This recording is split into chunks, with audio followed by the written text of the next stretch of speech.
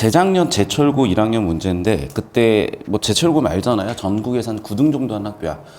휴면이 보통 1등 정도 하고 서울에 있는 파라군이라든지 좀 명문고들이 쭈르륵 하다가 아마 지방에서 제일 높은 데가 뭐 상산고 이런 데겠죠. 그리고 포항제철고도 재작년인가 기준으로는 의대 입결이 한 전국 9등 정도 했던 학교인데 그 학교에서 전교 1등이 80점을 못 넘기는 90점을 못 넘기는 그런 시험이에요. 그래서 1학년 시험이라 하더라도 상당히 난이도는 있는데 1페이지부터 여러분을 힘들게 하진 않을 거잖아. 그러니까 사실 여기는 약간 내신풀이에 있어서의 기술적인 측면이어가지고 자 일단 1번 문제는 20초 컷이 나야 돼요. 이유는 누가 봐도 정재영 향수는 내신 시험 범위 문제였을 거고 정재영 향수에서 지규법을 외운 상태로 봤겠지. 그러니까 여기 빈센트 반 고흐 이 작품은 외부 지문이었을 거고 여기서 매개어를 찾았겠죠. 그래서 보니까 처럼처럼이 보였으니까 그냥 1번 끝이다라고 갔었어야 되는 그런 문제였던 거고. 됐어요 여기까지? 이건 여러분이 당연히 알고 있는 내신 스타일의 문제고 어려움이 없어야 되고 다만 여기서 좀 어려움을 느끼는 학생이 혹시라도 있다면 제가 중학교 과정이 있어요. 거기를 병행하셔야 되고 두 번째 아무래도 내신 공부가 돼 있다 보니까 참신하고 새로운 언어를 사용해라고 했을 때 그냥 얘가 시적 허용으로 딱 확정이 됐었어야 되고 시적 허용에서도 내신 필기를 외우셨으면 3번에 파란이 보일 수밖에 없었겠죠. 얘도 그래서 20초짜리 문제였던 거야. 그러니까 이런 데서 시간 단축이 되지 않으면 내신에서 힘들다는 거 당연히 아실 거고 뭐 이미 내신이 뭐 정식 파이터로 넘어간 친구도 있을 거고 이 정도는 크게 어려움 없겠지만 이제 슬슬 문제가 되는 건 3번이고 4번이고 특히 5번일 텐데 여러분 5번도 사실은 20초 컷이 나야 돼. 근데 많은 학생들이 여기에서 판단을 못하고 헤매요. 그 이유는 왜 그러냐면 자 우리가 지금 이제 3일차 수업이야. 맞니? 4일차인가? 3일차. 그래서 하루하루 사실은 되게 많은 걸 하고 있거든요. 꼭 복습을 잘 하셔가지고 우리가 배운 기술들, 스킬들 또 잊지 않도록 해주시고 동시에 실력적인 부분도 놓치지 말아야 되는데 제가 얘기하는 게 더 이상의 논리 판정은 수학에서는 정오 판정이 될지 몰라도 국어에서는 확률적 판정이라 그랬어. 그래서 어떤 단어를 쓴다? 가장. 확률이 가장 높은 애가 뭐냐고 물어본 거예요. 그러면 결국에는 우리는 뭐냐면 어떤 특정 하나에서 뭔가 정보 분류 기준이 다른 애가 있었을 거예요. 결론부터 얘기하면 정답은 5번이야. 그러면 5번이 왜 정답인지 정보 분류 기준을 지금 잡으세요. 딱 20초 줄게. 힌트는 20초 준다는 거야. 자, 거기 들어서 보시면 여러분 봐. 아까 가장 적절한 거였죠. 그럼 가장이라는 단어랑 바꿔 쓸 수 있는 논리기호 제1이잖아. 이해됐어? 즉 빗줄기에 대한 서술어만 다르고 1번. 두 번째 얘가 제일 다른 애예요. 보이니? 자, 다른 서술어들 볼게. 저는 감자를 좋아하지만 프링글스 좋아하지만 말없이 먹는 걸 좋아하지만 진흙도 털지 않은 채 먹고 있고 그렇게 식탁이 삐걱거리는 뭔가 삶의 고단함을 보여주고 있는 삶의 고단함으로 묶을 수가 있잖아. 여기서 프링글스를 묶을 수 있어? 그냥 고단함이야 여기는. 자 그럼 오른쪽으로 와서 보셔도 아시겠지만 여기 2도 보시면 알겠지만 마디가 굵었으니까 삶이 고단해서 노동자들의 손인 거죠. 그래서 A부터 E까지는 전부 다 삶의 고단함으로 묶을 수가 있겠는데 그 중에 가장 부드럽고 가장 다른 애는 제일 다른 제일 부드러운 빗줄기였다고. 그래서 이 외부 지문에서 사실은 학생들이 변별이 됐을 텐데 정답 5번 얘를 가르는 건 가장이라는 확률적 워딩 지문에서는 뭐라고 나왔다? 제일이라는 워딩으로 2번이 제일 다르겠구나 라고 판정을 하셨어야 돼. 그러니까 이렇게 기술적인 연습을 하셔야 돼요. 그래야 요즘 킬러가 그렇게 뚫려. 이게 그리고 왜 내가 내신 문제를 가져와서 설명을 해야 되냐면 그러니까 여러분이 자꾸 이거를 그냥 다른 얘기처럼 듣고 있는데 내신 문제잖아요 지금. 그러니까 나는 내신이 중요해 알겠다니까. 근데 내신도 이렇게 나온다고. 최상위권 킬러 변별은. 우리 학교 안 그런 것 같은데요. 그럴 수 있죠. 그런데 이게 2년 전, 3년 전, 4년 전 내신 문제들도 선생님들끼리 공유를 하는 경우들이 계시고 그럼 그런 DB를 보고 뭔가 아이들을 얻으신 선생님들께서는 이제 슬슬 이렇게 내시는 경향으로 바뀌어 있다니까요. 10년 전, 5년 전만 해도 이런 내신은 안 나왔어. 왜 이렇게 나오기 시작했던 거냐. 5년 전부터 문학이 많이 바뀌어서 그렇고 자 그리고 그 문학이 바뀌었다는 측면이 단순히 우리가 봐봐. 여기서 우리가 어떻게 읽니? 그렇지. 자 넓은 벌 동쪽 끝으로 옛이야기 지줄되는 실개천이 휘돌아 나가고 공감각적 심상. 이야기를 지줄댄다? 잠깐 공감각적 심상 맞니? 맞아? 그런 걸 따지는 게 내신이었잖아. 자, 그러면 다시 얘는 공간각도 심상 맞아요? 확실하게 맞죠? 원간염은 뭐야? 울음, 청각. 자, 그럼 봐봐.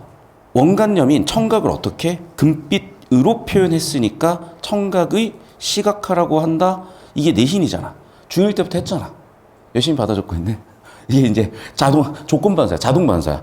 그냥 내신에서 이런 거 되게 중요해서 짜자락 쓰고 있어. 그럼 여러분, 옛 이야기 지줄되는 실개천 휘돌아나가고를 판단해봐. 라는 게 내신의 문제야. 근데 이건 이미 다시 한번 얘기할게. 니네가 잘하든 못하든 상관없어. 이미 고3쯤 됐으면 이거는 돼 있다고 보고 더 이상 묻질 않아요. 자, 대신에 뭐 내가 고1이고 아직 내신에서 좀 버겁고 그렇다 하더라도 이거는 고1 내신 문제로 나오는 거지 고2 내신도 이런 거 잘 안 물어봐요. 자, 그런데 혹시나 이제 여러분이 얻어 걸릴까봐 잠깐 설명을 드리면 다시 한번 얘기할게요. 이쪽으로 와볼까? 자, 하나하나 다시 한번 좀 설명을 할게요. 첫 번째. 자, 첫 번째 문제는 전형적인 내신형이에요.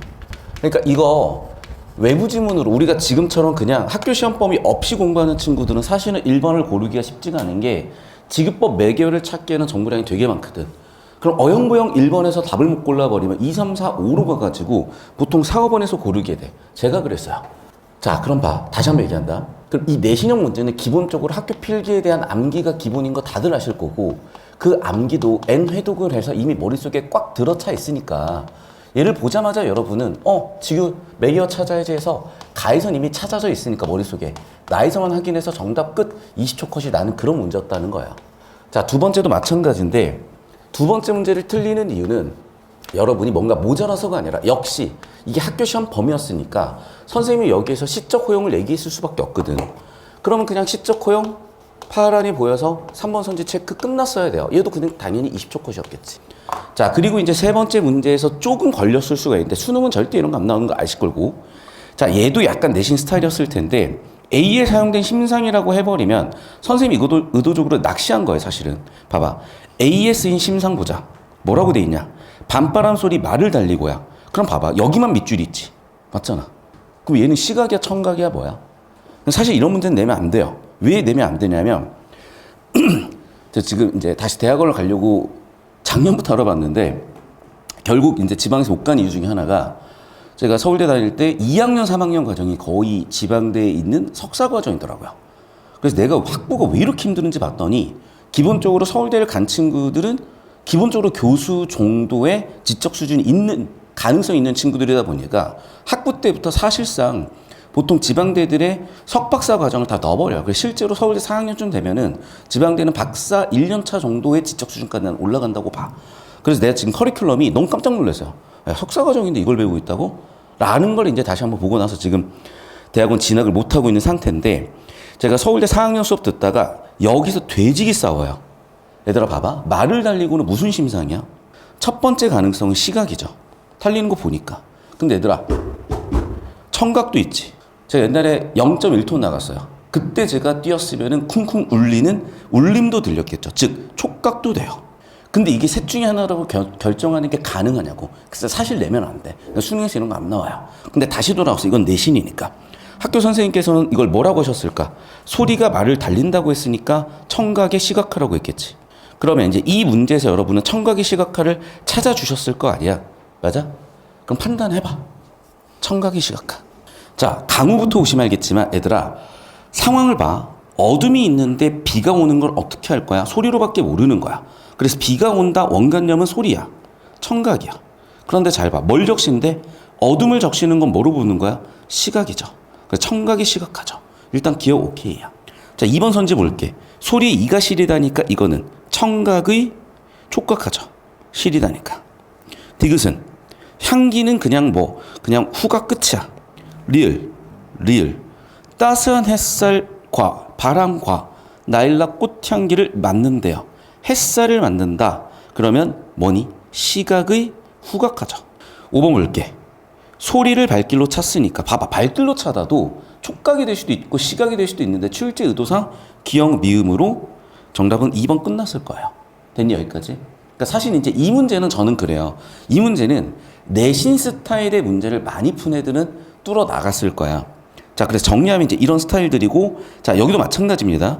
보기에 엄청 정보량 터트려 놨거든? 여기서 어그로 끌리시면 안 됐던 거고, 가는 내신 시험 범위니까 명확하게 애들이 바로바로 판단이 될 거고, 아는 거 갖고 판단하는 거야, 얘들아. 다시 한번 팁을 드린다. 우리가 앞으로 중딩 잼민이 때랑은 다르게 지적 능력이 성숙되어 있기 때문에 아는 거 가지고 푸는 연습을 하시는 거야. 그럼 아는 거 가지고 푸는 연습을 하시니까 당연히 가는, 여러분이 쭉 보시면 알겠지만 시각 정보가 제일 많을 거고 그 다음에 청각 정보예요. 그래서 가는 촉각적 심상이 제일 많다. 촉각적 심상을 통해 표현한다. 촉각적 심상의 빈도가 높다. 정답 4번이 틀렸다는 게 바로 보이셨을 거야.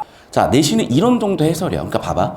내신 어려울 게 없어. 진짜 어려울 게 없고 외워져 있고 기초적인 개념이 딱 깔려만 있으면요. 바로바로 확인이 되는 수준이라는 거. 그래서 얘를 정리 안 할 수는 없으니까 빠르게 다시 한번 정리해드리면 첫 번째 문제 20초 컷, 두 번째 문제 20초 컷, 세 번째 문제도 이거는 사실은 좀 유형 연습이 돼 있어야 돼.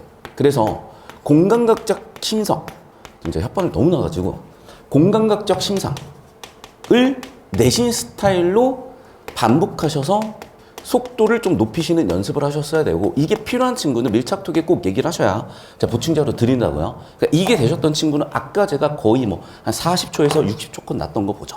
자, 이런 느낌으로 가셨어야 되는 거고, 자, 네 번째 문제도 마찬가지인데요.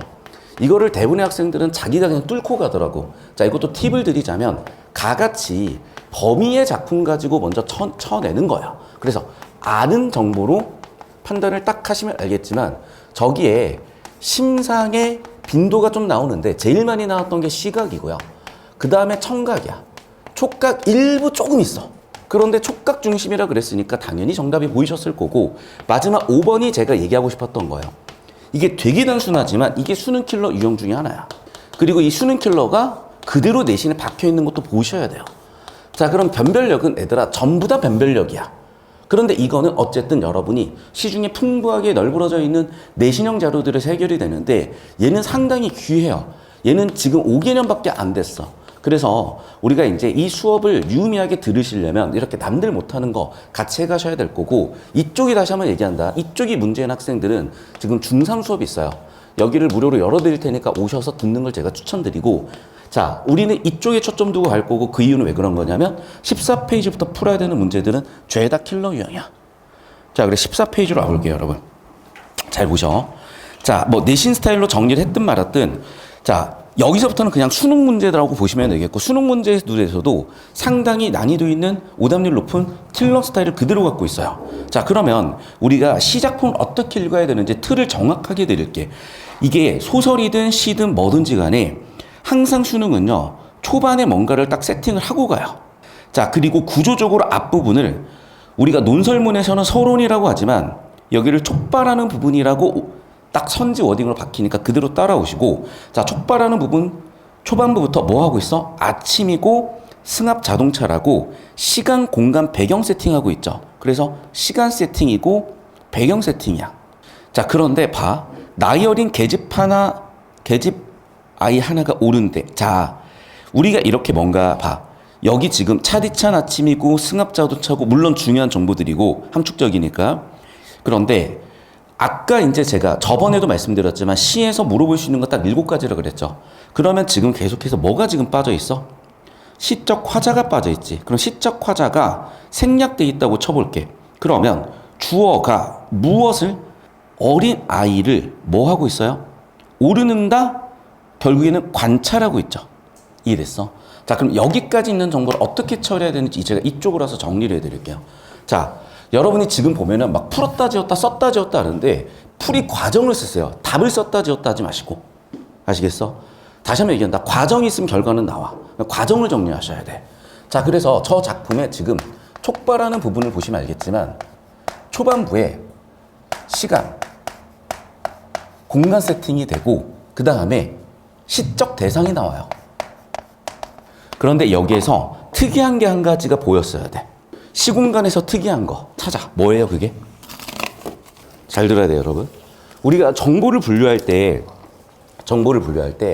아까도 얘기했지만 문학 작품들에서 시간, 공간, 시적 대상 잡는 건 기본이잖아요. 근데 여기서 이제 또 하나 더 나가셔야 되는 게 있어. 문학, 비문학 공통으로 우리가 구체적이냐 추상적이냐는 잡으셔야 돼. 그러니까 우리가 여기에서 자꾸 이 단어가 중요한 게 아니라 이 단어가 구체 지명이라고 분류되는 게 중요한 거야. 자, 그럼 봐 얘들아. 구체 지명을 줬을 때 효과는 뭐야? 사실성을 높인다 100%예요. 표현 효과를 높인다 100%예요. 얘를 물어볼 확률이 되게 높아.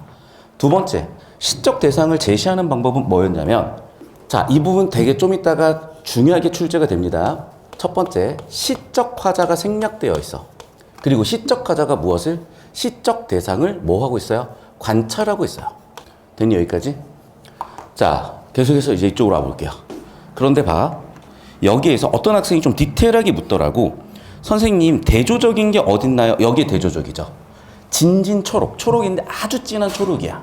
새 저고를 입었는데 손은 고생을 해가지고 다 터 있어. 이게 대조적인 거야. 여기까지는 못 읽어도 돼. 좀 이따 어떤 선지에서 그걸 물어보더라고. 그런데 봐요. 애를 곰곰이 관찰하고 있어. 애 손잔등 상태까지 관찰하고 있어. 그리고 내가 듣기로는 애는 어디로 간대? 자성으로 간대.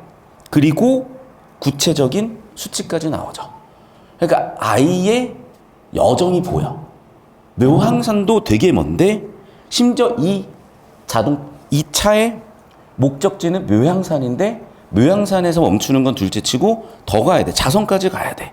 가는 이유도 설명이 돼 있어. 그럼 봐봐. 계집 아이의 서사가 주르륵 나오죠. 즉 시적 대상의 서사 나오고 이거를 우리는 뭐 하고 있다? 묘사하고 있다라고 표현하겠죠. 그러니까 계집 아이의 이야기를 묘사해주고 있잖아. 그리고 인물이 한 명 더 나와요. 누구니? 내지인 주제 소장이야. 그런데 내지인이 나오자마자 시대적 공간적 배경이 바로 잡혀야 되죠. 시대적 공간적 배경을 얘기해봐. 설명 안 했나 이번? 조선반도가 있었고 일본이 있었어요. 그럼 봐봐. 내지라고 하면 안쪽 땅이잖아. 일본 애들한테 여기는 내지고 바깥은 전부 다 외지였는데 외진이라고 하지 않고 줄여서 선인이라고 불렀을 거야. 그래서 선인, 내지인 이런 단어가 나오면 전부 다 무슨 시대? 일제강점기예요. 그런데 얘들아, 어차피 일본에서는 전부 다 내지인이잖아. 그러니까 내지인이란 단어가 쓰인 순간 일제강점기고 배경은 조선이에요. 이해되셨어? 그러면 벌써 보였죠? 얘네들이 뭔가 호의를 베푸는 것 같지만 실제로는 이 계집아이가 손등 다 터 있는 걸 보면 실제로는 착취당하고 있었던 것이고 그랬는지 어쨌는지는 뒤쪽을 보시면 될 건데 울어버리잖아요. 애가. 이게 왜 우는 건지는 난 모르겠어. 그리고 그 아이가 우는 걸 보면서 잘 들어야 돼. 어느 한 사람은 누구의 확률이 제일 높아요? 시적 화자지. 역시 얘를 또 물어볼 수밖에 없는 거야. 그래서 우리가 저번에 배우셨던 그 내용과 엮어보면 이거예요. 이제는. 자, 지금 시적 대상이 계집아이가 울고 있고 잘 보셔 여러분. 얘는 누구야? 시적 화자죠. 자, 담화 상황에서 첫 번째 인칭 화자는 1인칭으로 쓰셔야 돼. 그런데 얘를 2인칭으로 쓰지 않고 몇 인칭으로 써놨니? 3인칭으로 써놨죠. 자, 이걸 수학 그래프로 가지고 표현해 볼게. 자, 봐. 내가 원래 운다라고 표현했을 때 감정이 이 정도로 한번 해보자. Y축은 감정이에요. 감정의 표현 정도야. 그런데 내가 남이 우는 걸 본다고 했을 때 내가 느끼는 감정이 이 정도는 아니잖아요. 그럼 감정선은 내려와요. 이해됐어? 이거를 어떻게 했어? 객관적으로 표현했다고 할 수가 있는 거지. 어떻게 해서 이렇게 되는 거야? 그렇죠. 3인칭으로 표현하면 이렇게 되는 거야. 자, 반대로 내가 슬픈데 엄청 슬퍼요라고 막 죽을 만큼 슬퍼요라고 얘기를 하면 뭐야? 감정선을 올린 거지. 이거는 주관적 표현이라고 볼 수가 있을 것이고 바꿔 얘기하면 뭐야? 격정적 표현이라고 할 것이고 1인칭은 물론 여기는 격정적으로 표현한다가 되겠죠. 자, 그럼 봐봐. 객관적이 여기는 뭐라고 해야 돼? 담담한 어조라고 해야 되겠지. 됐니? 그리고 시의 끝부분을 보면 알겠지만 마지막 부분에 뭐라고 나와? 아마도 이 아이가 어떻게 살았을지 추측하면서 끝나요. 자, 그럼 봐 얘들아. 필기하세요. 여기서 답 다 나오니까 빨리 필기해. 답 다 나오니까 빨리 필기하세요. 그러니까 내신이고 수능이고 원래 이렇게 하는 거야.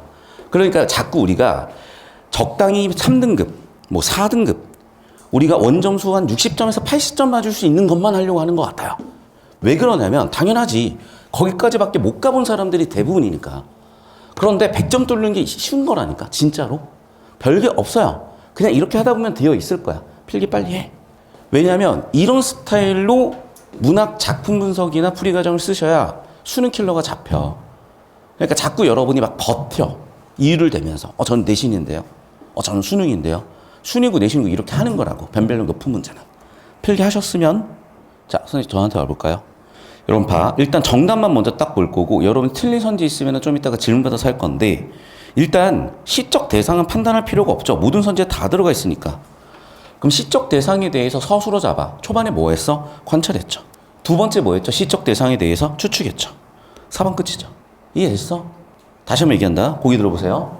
자, 시적 대상은 판단하는 게 아니야. 시적 대상에 대한 뭐야? 그렇죠. 초반에는 관찰했고 후반부에서는 추측했잖아. 초반부에서는 뭐 했어? 관찰하고 있고 서술어 V의 verb의 V를 얘기한 겁니다. 두 번째는 뭐야? 쳤을 것이다 라고 추측하고 있잖아. 촉발 마지막 집약하는 데서 추측 다시 촉발에서 뭐하고 있어? 관찰. 집약에서 뭐하고 있어? 추측. 끝. 정답 4번 끝. 이 느낌이야. 그래서 주제를 묻는 첫 번째 문제는 이렇게 전체를 포괄하는 정보를 가장 잘 담고 있는 선지가 정답될 확률이 87%야. 일단은 87점 맞는 연습부터 하자고. 자, 두 번째는 킬러 문제들인데 잘 보셔. 갑자기 아이유 튀어나왔죠. 어그로 끌릴 이유가 전혀 없어요. 자, 제가 이거 몇 번이나 얘기했던 건데 여러분 리듬은 누가 형성하니? 반복이 형성해. 반복이 있으면 리듬은 100%야. 이런 건 판단하는 게 아니에요. 있는지 없는지는 좀 더 하긴 해. 자, 2번 선지 봐. 답 나왔네. 어느 한 사람이라고 아까 특이했었어야 된다니까. 우리가 7개 기억하자 그랬지. 시에서 꼭 나오는. 그러면 첫 번째가 뭐야? 화자잖아. 화자는 몇 인칭이어야 돼? 1인칭이어야 되지. 그런데 몇 인칭으로 표현해놨어? 3인칭으로 표현해놨지. 1인칭을 3인칭으로 표현하면 1인칭을 3인칭으로 표현하면 객관적으로 3인칭으로 표현해서 담담한 어조라니까요. 주관적이고 격정적 어조가 아니라고 고쳐주세요. 뭐가 틀렸어? 격정 틀렸어. 정답 2번 끝이죠. 됐어? 그러니까 여러분이 개념 공부를 한다는 건 이런 느낌이야. 그리고 개념을 활용한다는 것도 이런 느낌이고. 그러니까 풀이 과정이 정확하게 저렇게 나와야 돼요. 풀이 과정이 정확하게 이렇게 나와야 돼. 어떻게 해야 될지 모르겠으면 그냥 이렇게 하시는 거야. 그런데 배운 적이 없어. 우린 여기서 내가 써주니까 아까도 공감각적 심상 열심히 필기하고 있어. 자, 그건 이미 졸업했다니까. 여기 중학생 재민이 없잖아. 이미 중학생 때 졸업 끝난 거야. 아직도 중학생 때 했던 문제풀이 하고 계시면 안 돼요. 다시 한번 얘기한다. 이제는 여기로 가셔야 돼. 그러니까 이게 여러분이 왜 그러냐면 어쩔 수가 없는 건 알아. 내신 들어가면 이래. 자, 그러니까 방학 동안에는요. 그냥 아예 여기에서 허우적거리셔야 돼. 그러다 보면 어느새 물에 색이 빠지고 이런 스타일의 색이 딱 들어왔다가 3월달 돼서 어쨌든 내신반으로 다시 가셔야 될 거 아니야. 그때는 또 내신 스타일로 가게 돼. 그런데 또 여러분이 또 방학 때 다시 한번 물을 빼시고 왔다 갔다 하셔야 돼. 어쩔 수가 없어. 근육이 두 개야. 내신형 근육이 있고 수능형 근육이 있어. 둘 다 가셔야 돼. 어쩔 수가 없어. 그리고 결국에는 킬러 문제들에서 뚫고 나갈 건데 다른 친구들은 이 기술적인 부분이나 이렇게 어떤 방법적인 부분에서 배운 적이 없으니까 변별이 확 나는 거고 그 결과는 애들아 얘기하잖아. 우리 토요일 오전반 애들이 이제 예비고에 올라가는 애들인데 얘네가 아주 그렇게 잘한 애들은 아니에요. 그런데 그 중에 30~40%가 전국이 2000등 아니라니까. 걔네들이 왜 그렇게 갑자기 성적이 확 튀어나왔냐? 별게 없어. 작년 이맘때부터 예비 고1부터 2달, 3달을 그냥 이런 스타일로 연습을 하고 나니까 3월 합평 점수 빵 나왔지. 그리고 쌓는 내신은 족족 그 틀 위에 쌓였지. 문제는 그런데 1년 동안 4번의 내신 시험을 치니까 얘가 감이 다시 떨어졌다가 2, 4주 만에 다시 올라왔어요, 얘네들이. 그런 느낌으로 이 3년을 가져가시는 거고 저는 그래서 항상 이렇게 지방수업 나올 때는 3년 아니 6년의 플랜을 가지고 나오는 거야. 그리고 이렇게 1년밖에 안 남았다, 2년밖에 안 남았다 상관없어. 어쨌든 여러분이 이 정도의 시간만 주시면 나머지는 제 역할이니까 따라만 오시고. 자, 8번도 되게 중요한 건데 일단은 계지바이와 고려장군님이라는 시적 대상을 바탕으로 판단을 할 텐데요. 잘 보시면 알겠지만 1번 선지는 그냥 얘들아 도입일 뿐이야. 그러면 우리는 1번에서 맞는 것 같은데 이렇게 돼버려요. 맞는 것 같은데. 그런데 주제를 생각을 해보셔야 돼. 일단은 봐봐. 계지바이는 연민이고 맞니? 잘 보셔야 돼. 이 문제 되게 흥미로운 문제인데 이거는 외세 때문에 우리 민족이 고생을 한 경우야. 그런데 고려장군은요. 우리 민족 때문에 외부의 민족들이 고생을 한 경우야. 고려장군님이 뭐 했지? 토벌했잖아. 그럼 봐봐. 연민이라는 감정을 주제로 놓고 본다면 이 작가는 고려장군님한테 감정이입하기를 원했을까? 오랑캐한테 감정이입을 하길 원했을까야. 자, 그래서 보시면 여러분, 그래서 보시면 자, 아까 제가 얘기했었던 구체적인 지명이라는 건 놓치지 말라 그랬죠. 그리고 이 목적지를 드러내므로써 계집아이가 처한 상황을 던져주는 거니까 되게 중요한 정보였으니까 판단하시라 그랬죠. 근데 잘 보셔야 돼. 주어를 잡을게. 고려 장군님은요, 오랑캐가 안악도 우두머리도 돌볼 수 없게 한 원인을 제공했단다. 즉, 인과구조 잡을게. 고려 장군님 때문에 오랑캐가 이렇게 핍박을 받았단다. 고려 장군님 때문에 이렇게 괴로웠단다. 일제 때문에 이렇게 괴로웠단다. 학교 선생님이 뭘 출제하고자 하는지가 보이시죠? 인과구조야. 그래서 원인이라는 워딩을 박아두신 거야. 되셨어? 자, 그러면 이걸 지문으로 들어와서 그대로 보실 거고, 아마 이 작품도, 고려 장군님 이 작품도 외부 지문이었을 거라고 저는 추정을 해요. 그럼 봐봐. 고려 장군님 보니까 어떻게 됐어? 봐. 여러분, 주제가 오랑캐꽃이잖아요. 어디에 감정이입할래? 제목이 오랑캐꽃인데. 자, 더 볼까요? 긴 세월을 오랑캐와 싸움에 살았던 우리의 먼 조상들이 너를 불러 오랑캐꽃인데 왜 오랑캐꽃이야? 뒷공무니가 머리 헤어스타일이 비슷해서 오랑캐꽃이래. 그래서 어떻게 됐어? 누가 오랑캐가 굴러갔죠. 오랑캐가 안악도 우두머리도 돌볼 새, 안악을 우두머리를 돌볼 새 없이 가버렸죠. 생활의 터전을 전부 다 버리고 쫓겨갔죠. 누구 때문에? 고려 장군님이 쳐들어왔기 때문에. 즉, 여기가 원인, 여기가 결과죠. 여기가 원인, 여기가 결과죠. 그러한 너, 그렇게 너는 연민의 대상이잖아. 불쌍하잖아. 맞니? 그래서 내가 뭐 해줄게? 너의 그러한 삶을 내가 위로해줄게. 내가 막아줄게. 가 된 거잖아요. 그러니까 작가의 의도는 뭐야? 고려 장군님이 영웅적 면모야? 아니면 오랑캐꽃에 대한 연민이야? 후자지. 그러니까 이거를 여러분 중학교 때는 몰라. 연민이 뭔지 알아. 중1 잼민이들을 봐.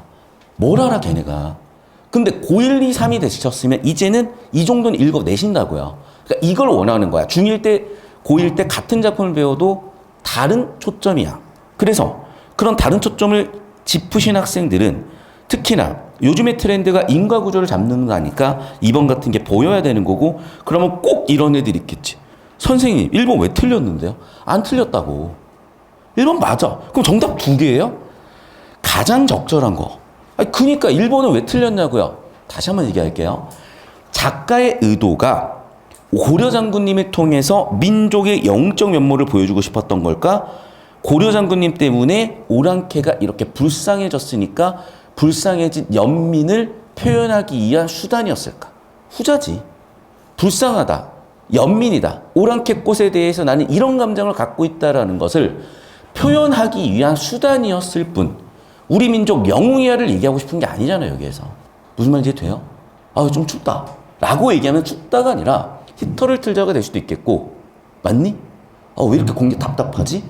창문을 열자가 될 수도 있는 거잖아. 그러니까 사람의 의도, 말을 알아먹는 게 의사소통인데 그걸 이런 식으로 내시는 거고, 그러니까 다시 한번 얘기한다. 우리가 자꾸 있는 그대로 왔다 갔다만 해요. 그게 딱 3등급이야. 1, 2등급으로 뚫고 가는 친구들은 여기까지 가셔야 되는 거야. 자, 그리고 이게 계속 수능의 킬러로 나올 거니까 잘 봐주시면 좋겠고, 얘도 여러분 정말 요즘 느낌으로 잘 만들어진 문제예요. 잘 보셔야 돼. 일단 이쪽으로 와볼게요. 표 처리를 해야 엄밀하게 비교 대조가 보여. 잘 보셔. 지금 일단은 시적 화자 나와 있죠. 시적 화자의 상황은 뭐야? 고향에서 떠나서 지금 현재 타지에 있죠. 이 사람이 느끼는 건 향수, 그리움이죠. 문제는 지금 이 사람은 되게 부정적으로 이 상황을 인식하고 있는데 그 이유가 뭐야? 가능성이 없어서야. 그래서 거기 들어봤더니 뭐가 있어? 그러기가 있어. 그러기는 뭐야? 현재 위치 뭐야? 현재 위치 나랑 같으니까 기러기가 보이죠. 그런데 기러기는 현재 지금 어디로 가고 있어? 화자 생각해는 북으로 가고 있는 것 같아. 자, 이 북으로라는 말에 함축된 가능성은 뭐야? 북으로 갈 수 있는 가능성이잖아요. 얘는 possibility, 확률이 0이고요. 얘는 확률이 0 넘어. 이것 때문에 얘가 부러운 거야. 여기까지 되셨어? 필기하세요. 그래야 답이 깔끔하게 나와. 그러니까 이렇게 해석을 하셔야 돼요, 여러분. 저는 이과니까 문학을 못해요. 이런 소리 할 필요가 없어. 나는 확률로 설명하고 있으니까. 자, 필기하십시오. 10초, 20초. 자, 저 따라오십시오. 자, 필기할 시간을 좀 더 드릴 건데 잘 봐야 얘들아. 그래서 정답이 3번인 거야. 자, 여러분, 중학교 내신이었으면 객관적 상담물을 찾으라 해서 끝나겠지. 근데 잘 봐. 공간의 변화를 드러내고 있는 거야? 공간의 변화 가능성이야. 가능성이죠. 맞잖아. 지금 기록이 내 눈에 보이고 있잖아. 공간의 변화 있어, 없어? 없어. 근데 얘가 날아간다는 건 얘가 원하는 방향이 북쪽 방향으로 날아갈 수 있는 가능성이 있는 거잖아. 즉, 나는 고향으로 돌아갈 수 있는 가능성이 없어. 기러기는 돌아갈 수 있는 가능성이 있어. 거기서 내가 연민을 느끼는 거, 내 스스로에 대한 연민을 느끼는 거고 내 처지가 되게 부정적으로 느껴지는 거예요. 그래서 정답은 3번이라고. 뭐가 틀렸어? 공간의 변화가 아니라 공간 변화의 가능성이라고요. 이해됐니? 그러니까 이 느낌 잡으셔야 돼. 요즘의 킬러는 딱 이 느낌이야. 그러니까 다시 한번 얘기한다. 니는 이미 킬러가 아닌 문제 다 맞춰요. 솔직히 여기서 모의사 쳤는데 국어를 50점 못 맞는 애들이 어딨어. 60점 못 맞, 있으면 미안해. 50점, 60점, 외국인이면 50점, 60점이 좀 안 나올 수도 있는데 50점, 60점 맞는다고 치자. 그럼 나머지 40점이 비어있는 건 생각해보잖아. 대체적으로 이런 문제라니까. 자, 넘어가서 이제 마지막 문제인데 이건 전형적인 내신 스타일이라서 그냥 1번 끝이에요. 일제를 부정적으로 보는 거였으니까. 자, 그래서 내가 얘기하고 싶은 건 이거야. 지금 내신이니까 내신틱한 문제도 분명히 보여요. 하지만은 내신에서도 변별력이 있는 문제들을 내는 방법은 되게 간단한 거야. 수능에 쓰였던 저런 킬러 접근 방식을 쓰고 있을 거예요. 자, 영상은 여기까지고 교재는 문학 패스트트랙이고 이거 해설지랑 영상도 있으니까 해설지랑 영상을 한 번 더 보셔야 돼. 지금 여러분 이제 보니까 아예 읽는 것 자체를 되게 부담스러워하는 그런 느낌도 보여가지고 저 잠깐 따라와 볼까요? 여러분 두 번째 지문이 있죠. 토지. 이게 출제했던 당시에 되게 애들이 어렵다고 느꼈던 그런 작품인데 자, 일단 답 설계만 정답 설계하면 되게 쉬워요. 좀 설명을 할게. 이 토지라는 작품에 대해서. 토지는 레전드 작품이고 또 장편 소설이다 보니까 수능이 언제 나오나 하다가 이제 여기서 나왔을 때 여러 가지 의도를 가지고 나오거든요. 근데 첫 번째 의도는 뭐냐면 이거야. 토지의 주인공은 서희예요. 미스터 선샤인을 언제 시간이 되셨다면 꼭 보십시오.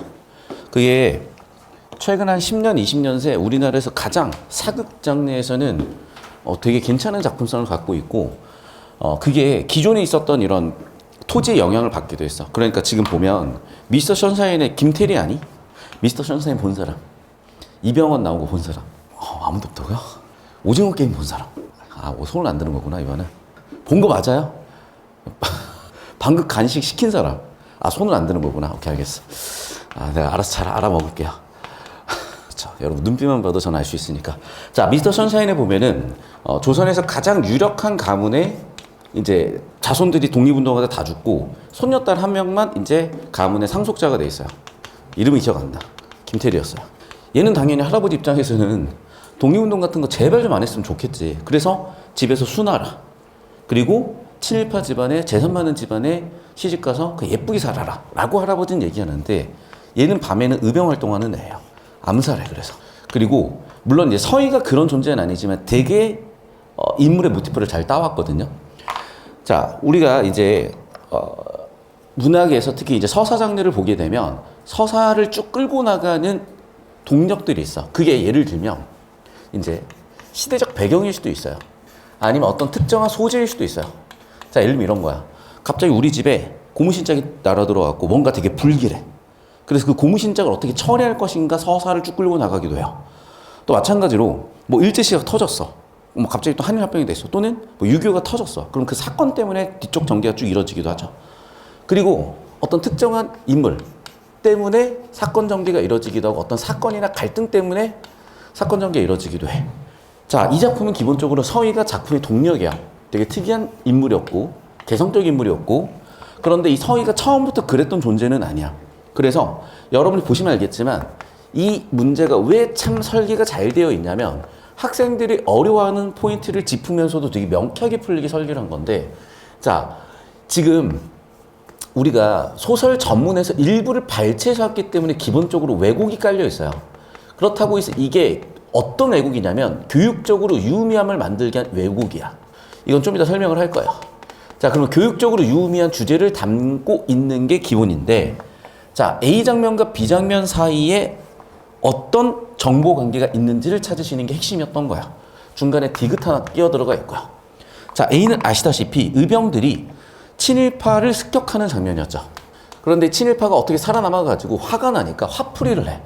그래서 디귿은 갑자기 이제 서희랑 갈등이 일어나는데 사실은 디귿은 이 습격을 서희한테 누명 씌우는 거죠.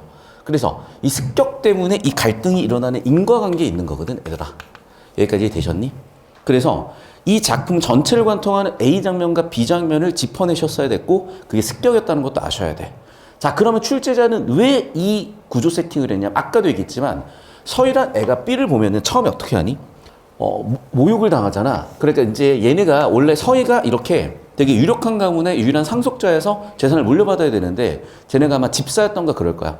그래서 쟤네가 어떻게 보면 서희를 이렇게 받들어야 되는 사람들인데 재산을 가로채가지고 주인집 딸한테 뺨을 때린 거야. 그러니까 얘 입장에서 너무 황당한데 거기서 막 화를 내면서 옷가지를 막 찢어버려. 그러니까 그 당시 귀족 여인 입장에서는 이거는 그냥 자결해야 되는 거거든. 그래서 얘가 실제로 죽을 생각을 하고 뛰어들려고 하잖아. 그러다가 거기서 멈췄으면 뛰어들어 죽었을 텐데 홍씨가 계속 긁어요.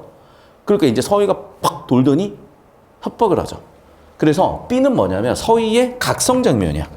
그래서 정리하면 이거다. 이제 왜 A를 엮어놨냐면 B가 작품 전체를 통틀어서 제일 중요한 게 서희라는 인물의 각성 장면이야. 어떻게 각성하냐? 원래는 되게 소극적이죠. 모욕을 당했다고 죽을 생각을 하니까. 그러다가 계속 건드리니까 계속 긁으니까 아주 적극적으로 바뀌어가지고 너 뒤졌다라고 하면서 협박을 하죠. 죽긴 왜 죽어? 아주 이제 생의 의지가 엄청나게 세지는 거야. 이렇게 바뀌거든. 그래서 서희가 각성하는 장면이 이 작품 통틀어서 제일 중요하다고 본 거죠. 왜? 서희가 쭉 끌고 가는 소설이니까. 그럼 서희를 각성하게 된 원인이 뭐야? 이 습격 장면 때문에 홍 씨가 계속 긁어요. 그래서 긁다가 서희가 딱 사람이 각성하게 되는 그 장면을 그려놓은 거거든. 됐니 여기까지? 그러니까 결국 이 소설에서 이걸 딱 읽어냈잖아요. 답이 너무 쉬워. 저 따라오세요. 그래서 출제자가 보시면 알겠지만 A의 B의 관계를 딱 묻고 있죠. 그럼 A와 B의 관계는 다시 한번 얘기한다. A가 원인이 되어서 B가 일어난 거야. 자, 다시 볼게 얘들아. 자, A에서 보면 알겠지만 막 습격을 했죠. 그래서 윤보 일행이 습격을 하자. 그래서 보면 알겠지만 윤보의 그 우렁우렁한 목소리가 평소보다 얕게 울리면서 막 습격을 했고, 그러니까 습격이라고 나쁘게 볼 게 아닌 게 이 사람들은 뭐야? 의병이잖아요. 일제시대. 그리고 보시면 알겠지만 여기 뭐라고 나와? 외놈들하고 한통 숙인 조간놈. 그러니까 조 씨는 친일파잖아. 그러니까 친일파를 처단하거나 친일파의 재산을 가져다가 의병활동을 하려고 하니까 민족적 입장에서는 당연히 긍정적인 사람들이고, 그러면 이 의병들이 지금 습격을 했고, 사실은 그걸 우리 긍정적으로 봐야 돼. 그렇게 친일파고 사람들을 착취했던 조준과 홍씨 겨우 살아남아서 일어나자마자 서희한테 화풀이 하잖아요. 서희가 얘네들을 불렀다는 근거도 없는데, 그러면서 네가 화정룡을 불러일으켜서 우리를 죽이려고 했지라고 하면서 서희를 막 뺨 때리고 옷까지는 막 쥐어 흔들어가지고 옷이 막 찢어지고 난리가 났어요. 그러니까 서희는 어떻게? 너무 모욕적이니까 그냥 죽을 생각을 했죠.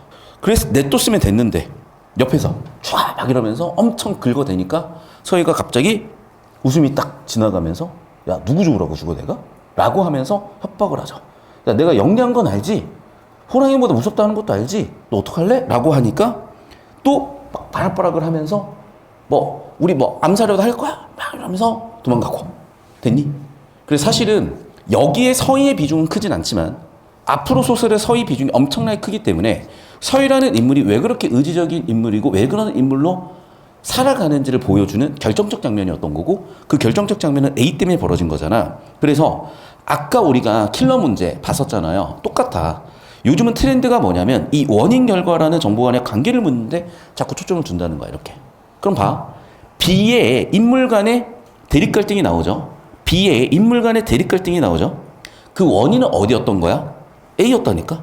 A 때문에 B가 나타난 거야. A가 원인이 돼서 맞잖아. 얘네가 습격을 안 했다면 홍 씨가 와가지고 서희 뺨을 때릴 일도 없고 둘이 툭탁거릴 일도 없었을 텐데 A가 원인이 돼서 홍 씨가 그걸 서희 탓으로 돌리면서 B의 갈등이 일어났잖아.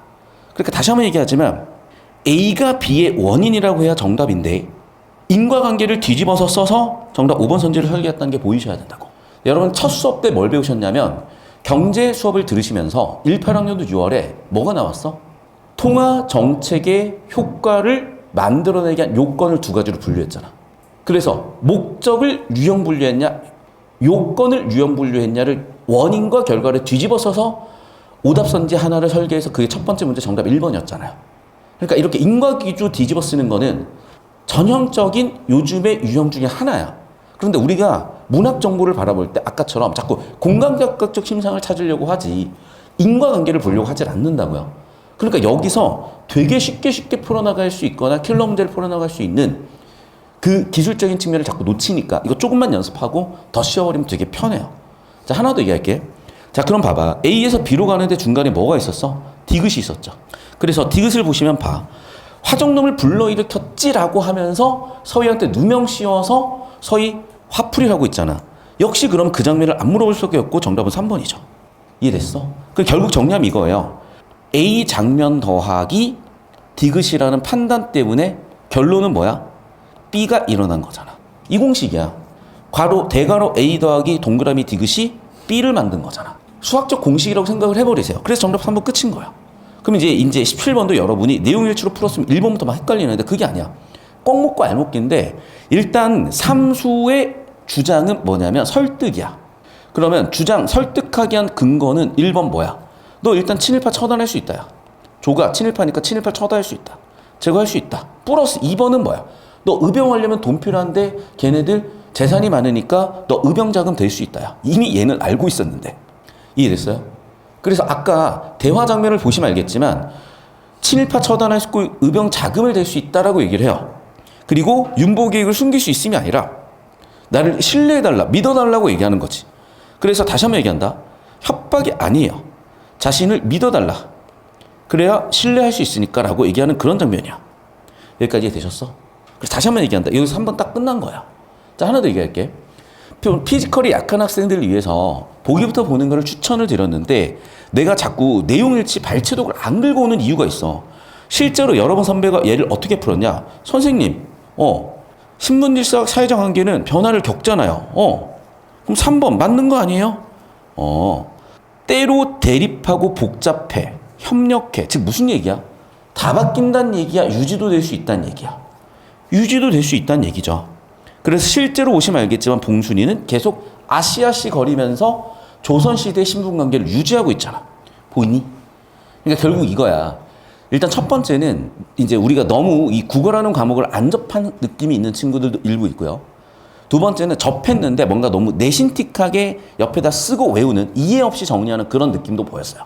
그리고 세 번째는 공부는 좀 되어 있는데 이런 기술적인 측면이 익혀지지 않아서 킬러 문제를 뚫어내거나 시간을 극단적으로 단축할 수 있고 머리를 되게 단순하게 만들 수 있는 그 연습이 안 된 게 보여서 사실 이 작품이 시간이라든지 난이도 처음 학생들한테 줬던 충격을 생각하면 상당히 난해했거든요. 근데 되게 간단한 문제라는 걸 보여준 거고 자 이어가지고 이거는 영상이 따로 있어. 보충 영상 꼭 보셔야 돼. 이어가지고 얘를 볼 거예요. 독지는 늙은이. 이 작품이 내가 또 달리 보일지 몰랐어요. 내가 이 작품을 우리 교재 첫 지문이잖아. 그러니까 최소한 내가 50번을 수업을 했고 500번을 풀어봤던 그런 작품이야. 그런데 토요일 밤에 너무 힘들었어요. 토요일 밤에 아침 10시부터 밤 11시까지 수업 끝내고 그럼 여러분 이게 사람이 그렇게 되면요 번아웃이 되잖아. 잠도 못 자고 밥도 못 먹어요. 그래서 겨우 이제 집에 기어 들어가서 12시 1시쯤에 이제 겨우 막 이제 정신 차려져요. 그래서 겨우 이제 뭐라도 시켜 먹으려고 하는데 시켜 먹을 힘도 없어. 그래가지고 이제 퍼져 있다가 그냥 문득 이제 한두 시쯤에 유튜브를 쭉 보고 있는데 그 브래들리 쿠퍼랑 레이디 가가가 주연이 돼서 나온 더 스타이즈 본인가 영화에 그 브래디 쿠퍼는 되게 유명한 이제 가수고 근데 레이디 가가는 완전히 이제 엄청 재능은 좋은데 되게 소극적이어가지고 남들 앞에서 서는 걸 못해. 그래서 브래디 쿠퍼가 레이디 가가를 쫙 무대 위에 올리는데 그 레이디 가가가 되게 주저하면서 부끄러워하면서 창피하면서 못한다 그러다가 딱 올라가는데 한 소절 딱 부르자마자 감동이 쫙 퍼지는 그 장면이 있거든요. 그걸 보는데 야 나도 모르게 눈물이 확 나더라고요. 나도 모르게. 이 얘기를 왜 하냐? 제가 이제 저번 주 수업부터 이제 개강을 해가 쭉 해오는데 좀 안타까운 게 뭐냐면 이제 한 학생이 수업을 듣다가 너무 힘들어서 집에 가서 울고 그만뒀대요. 남학생이야. 그런데 이제 남학생들한테 제가 조언을 한 가지 드리면 남들 앞에선 울 필요도 없고 울어서도 안 되고 그냥 여러분 혼자 사귀는 거고 내가 이 나이 먹고 엄마한테 전화해서 엄마 인생이 너무 힘들어라고 울고 있으면 되겠어요? 내가 전 여친한테 전화해가지고 인생이 너무 힘들어라고 얘기하고 있으면 얼마나 병신으로 보이겠어요? 물론 이제 내가 강아지 잡고는 울 수 있지. 강아지는 뭣도 모르니까. 그런데 나도 모르게 그런 어떤 극한의 상황까지 가서 뭔가 근데 항상 그런 극한의 상황까지 한계까지 가면요. 그건 바꿔 얘기하잖아. 성장의 기회인 거야. 그러니까 여러분 평생 살면서 절대로 도망가지 마시고 의연하게 신념을 가지고 소신을 가지고 맞서 싸우시고 버텨가 보세요. 이기지 못한다면 버티기라도 해보는 거야. 어쨌든 저 나름대로 고군분투 중이에요. 제 인생에서. 그 얘기를 왜 하냐. 실제 그날은 저는 고군분투 중이었고 어제도 12시부터 10시까지 수업하고 회의를 새벽 1시까지 하고 와서 집에서 너무 힘들어서 에라 모르겠다 치킨을 시켜 먹자 하고 치킨 먹고 바로 잤어요. 그리고 지금 이제 수업을 또 온 거야. 자, 그럼 그 얘기를 왜 하냐. 내가 여기서 이게 탁 하고 보일 줄 몰랐어요. 여기서 이제 독짓는 늙은이, 독짓는 노인이 장인이잖아. 나도 국어의 장인이라는 생각을 이젠 스스로 해요. 그럼 이제 장인이 두 가지 측면이 있는 거야. 첫 번째, 기술자일 수도 있겠고요. 두 번째, 예술가일 수도 있어. 그럼 여러분은 여기 나오는 사람들이 기술자인지 예술가인지 판단을 하실 필요가 있고, 두 번째는 이거다. 저 따라오세요. 나는 이 소설을 왜 냈는지 정말 이해가 안 됐었다가 보면 볼수록 감동을 받아서 이걸 항상 문학의 첫 지문, 첫 교재, 첫 작품으로 쓰고 있는데 이 소설의 풀스토리를 얘기해 줄게요. 여러분은 눈치를 못 챘는지 모르겠는데 뭔가 이상하지 않아요? 잠깐만 저 와봐. 뭔가 이상하지 않아? 그러니까 출제자는 여기다 이스터에그를 숨겨놓은 거야. 이것도 꽤 긴 소설이에요. 근데 꼭 발췌한 부분에 보면 이런 부분이 들어가는데 봐. 옥수가 지금 누구를 보고 있어? 석현이를 보고 있잖아. 석현이는 횡하니 가버렸고. 여러분 혹시 모쏠인가요? 아 미안해. 내가 모쏠이야. 자, 일로 와봐. 그리고 왜 아내와 조수의 한영이 떠올라? 왜 아내와 조수를 때려? 왜 아들 레미는 언제나처럼 장보러 간 어머니가 언제나처럼 저녁 되면 조수에게 잠감을 재워가지고 돌아올 줄만 알까? 아직도 모르겠어요? 저 따라와. 그래서 자꾸 계세요 저쪽. 내 이름 까먹어가지고. 얘가 옥수고요. 얘가 석현이에요. 둘은 연인이었어. 둘은 연인이었고 제가 자세히 기억은 안 나. 그런데 이제 옥수가 이렇게 헤어졌겠죠. 헤어지고 눈발에 엄청 추운 겨울 눈발에 발가벗고 누워 있었어요. 죽기 직전이었겠지. 옆에 이제 움막 짚고 독만 짓던 이 노인이 이 옥수를 발견하고 얘가 얼어 죽게 생겼으니까 물론 이제 순수한 마음이었을 거야. 그래서 얘를 데려와가지고 막 지극정성으로 살려놔요. 그러니까 옥수 입장에서는 생명이 은인이고 하니까 정도 들었으니까 그러니까 둘이 결혼하고 사랑해서 낳았겠죠. 아들 레미를. 그런데 여기에 석현이가 전 연인이었던 정체를 숨기고 여기에 와가지고 석현이가 여기서 조수를 하고 있는 거야. 이런 소설이야. 여기까지 이해됐어? 자, 그런데 이 노인 입장에서는 정말 슬픈 게 첫 번째 봐. 결국에는 석현이랑 옥수가 다시 둘이 눈 맞아서 나간 거예요. 그럼 봐라. 노인은요, 남성으로서, 남편으로서 실패했죠. 두 번째, 그렇게 난 아들 레미 좀 이따 보면 알겠지만 챙기지 못해서 옆에 앵두나무집 할머니가 챙겨주고 있지? 그러면 아버지로서도 실패했죠? 그럼 유일하게 남은 게 뭐야? 예술가지. 그런데 너무나 비참하게도 석현이가 지어놓은 독들이 있고 자기가 지어놓은 독들이 있어서 가마를 딱 해가지고 떨어보니까 자기 건 다 박살나있는데 석현이 것만 멀쩡한 거야. 예술가로서도 좌절이죠. 당연히 선택은 뭐겠어? 아직 불기운이 남아있는 가마 속에 들어가요. 그래서 삶을 끝냅니다. 그런 소설이야. 그럼 여기서 끝났냐? 아들내미는 어떻게 할 건데? 예상대로 앵두나무집 할머니가 키워줘요.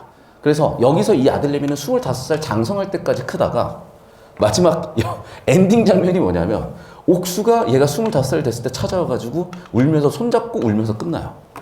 이게 도대체 뭔 소설이야? 이거 도대체 왜 낸 거야? 근데 내가 보면 볼수록 이 소설을 낸 이유를 알겠는 거야. 그러니까 이 노인이라는 이 노인이 어떤 선택을 하고 어떻게 살아가는지인데 봐봐. 이 풀스토리에서 딱 지금의 가나 지문을 세팅한 이유가 딱 있는 거야. 그래서 우리의 관전 포인트는 첫 번째, 예술가인지 기술자인지 보시면 돼요. 두 번째, 이 노인은 왜 저렇게까지 하는지 생각을 해보시면 돼. 저 따라오세요. 그러니까 이제 내가 왜 자꾸 이 얘기를 하냐면 자꾸 내가 겹쳐 보이는 거야. 그러니까 어떤 느낌으로 겹쳐 보이는 거냐면 이제 제가 대치의 단과 수업을 이제 원래 수학으로 했었겠죠. 2010 한 그쯤에. 그리고 다시 이제 우여곡절 끝에 2018년부터 다시 시작을 했는데 코로나가 버렸잖아. 이제 그러면서 이제 부산에 수업을 나온 지 5년 차였고 예비고일 수업을 시작을 했던 게 이제 작년부터 딱 1년 차 됐고 결국에 이제 이사까지 왔어요. 근데 우리 엄마 입장에서는 납득이 안 되지. 왜냐면 우리 집에 엄청 대가족이거든. 할아버지 할머니는 이미 다 돌아가셨고 이제 사촌이 한 40명 돼요. 그중에 내 막내야. 그러니까 유일하게 지금 결혼을 안 한 상태야. 그러니까 막내니까 결혼 안 했으니까 당연하겠지만 괜찮겠지만 엄마들 입장에서는요. 아들 뭐해? 라고 했을 때 뭐 서울대 다녀는 뭐 옛날 얘기고 이제 결혼 아직도 안 했어? 라는 게 우리 엄마 입장에서 너무 힘든 얘기야. 그러니까 우리 엄마는 지금 결혼하라고 이제 성화예요. 그럼 나라고 이제 이 나이 먹도록 모쏠이었을 수도 있어. 소설일 수도 있어. 근데 나라고 이제 인연이 없었겠으며. 그래서 이제 저도 이제 학교 다닐 때 되게 애틋하게 잘 지냈으나 안 된 경우도 있고, 애틋하게 지냈으나 사귀지 못하고 끝낸 경우도 있어요. 이제 그런 인연들이 일부 남아있고, 그럼 지금 서울 가면 당연히 만날 수 있는 사람들이랑 연락해보고 싶은 사람도 있겠으나, 걔네들한테 내가 서울 가서 손 딱 잡고, 야, 부산 가자. 라고 하면, 서울 애들은요, 여러분, 큰일 나는 줄 알아요. 강남 애들은요, 여러분, 강남 밖으로 나오면 큰일 나는 줄 알고 서울 애들은 서울 밖으로 나오면 큰일 나는 줄 알아. 걔네는 서울 말고는 다 시골인 줄 알아요.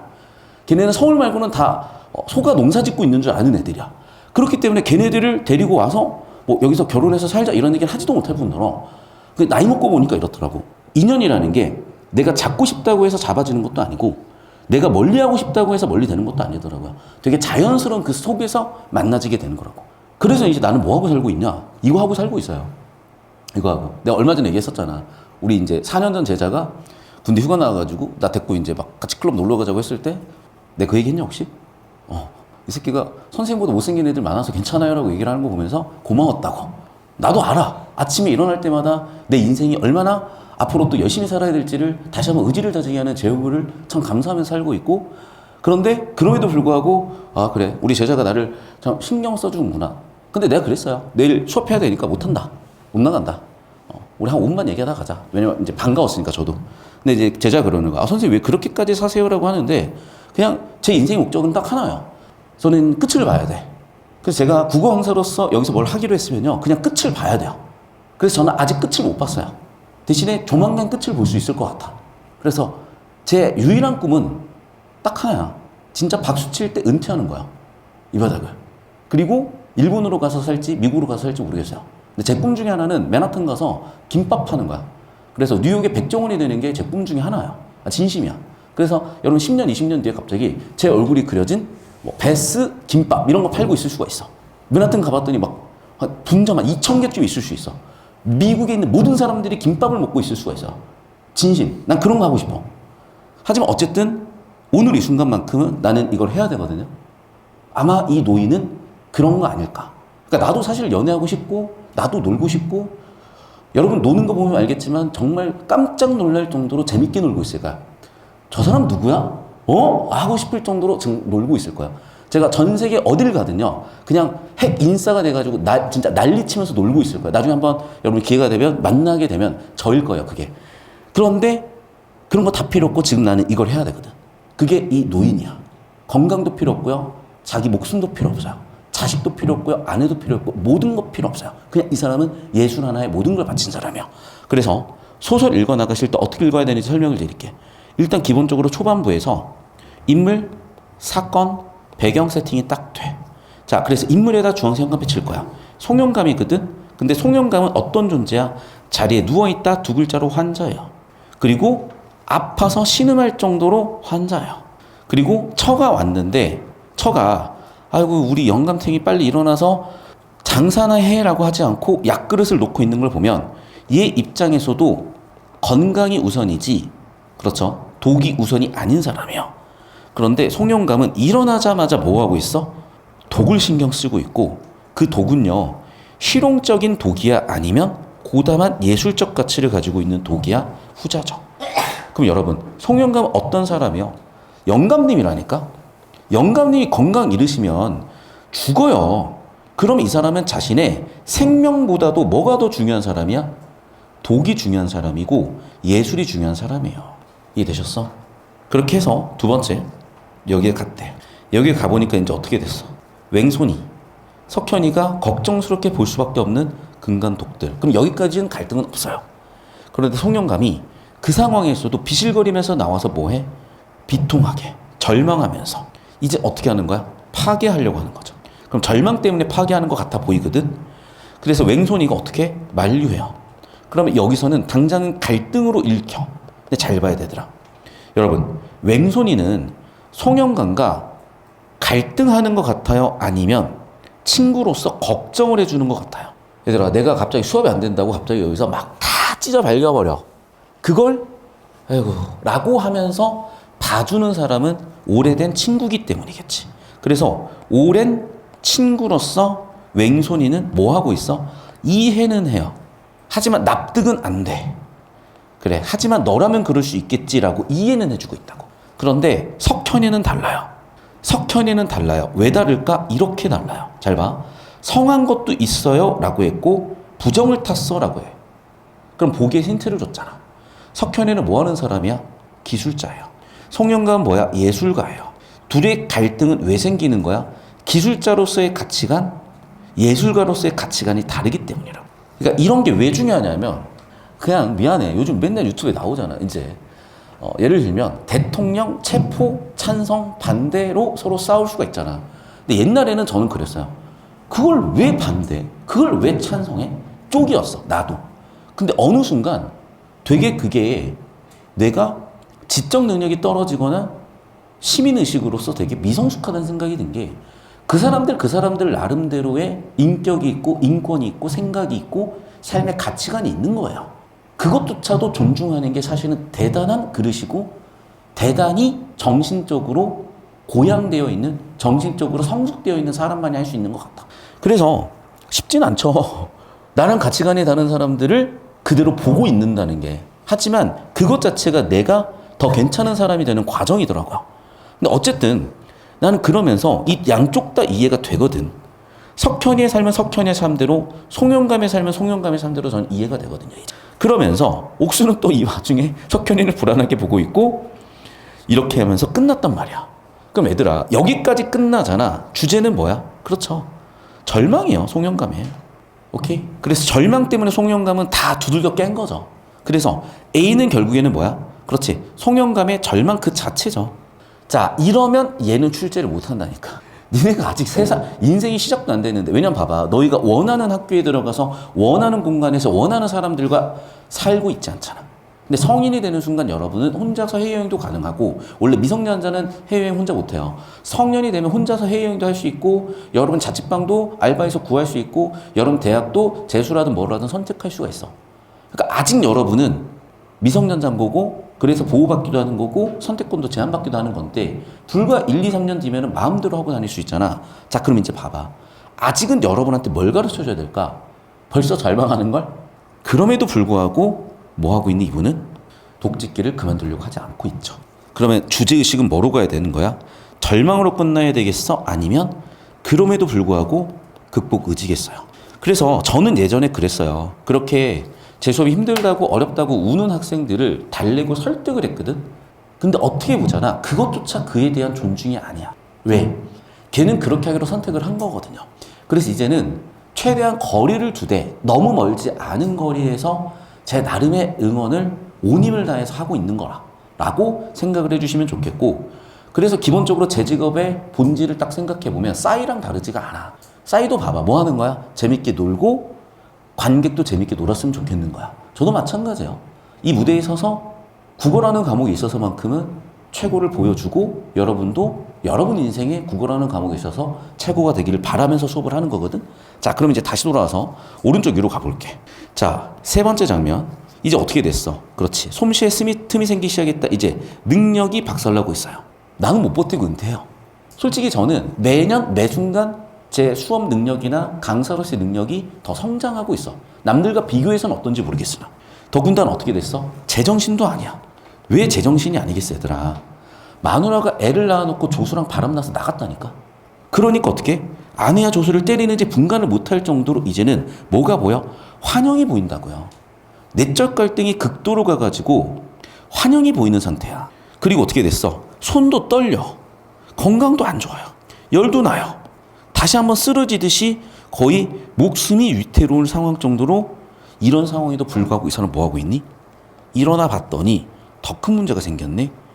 꼬맹이가 방치되어 있어요. 아버지로서 애의 마음을 알죠. 애기는 엄마를 기다려. 왜? 조수랑 잠깐 재워가지고 돌아올 줄 아는가 보다. 여기서 정상적인 인간이면 뭐 해야 돼? 애를 키워야 되고 애를 달래줘야 될 거 아니야. 이 아저씨 뭐 하고 있니? 그래, 독을 짓자. 그럼에도 불구하고 독을 짓자야. 됐어요.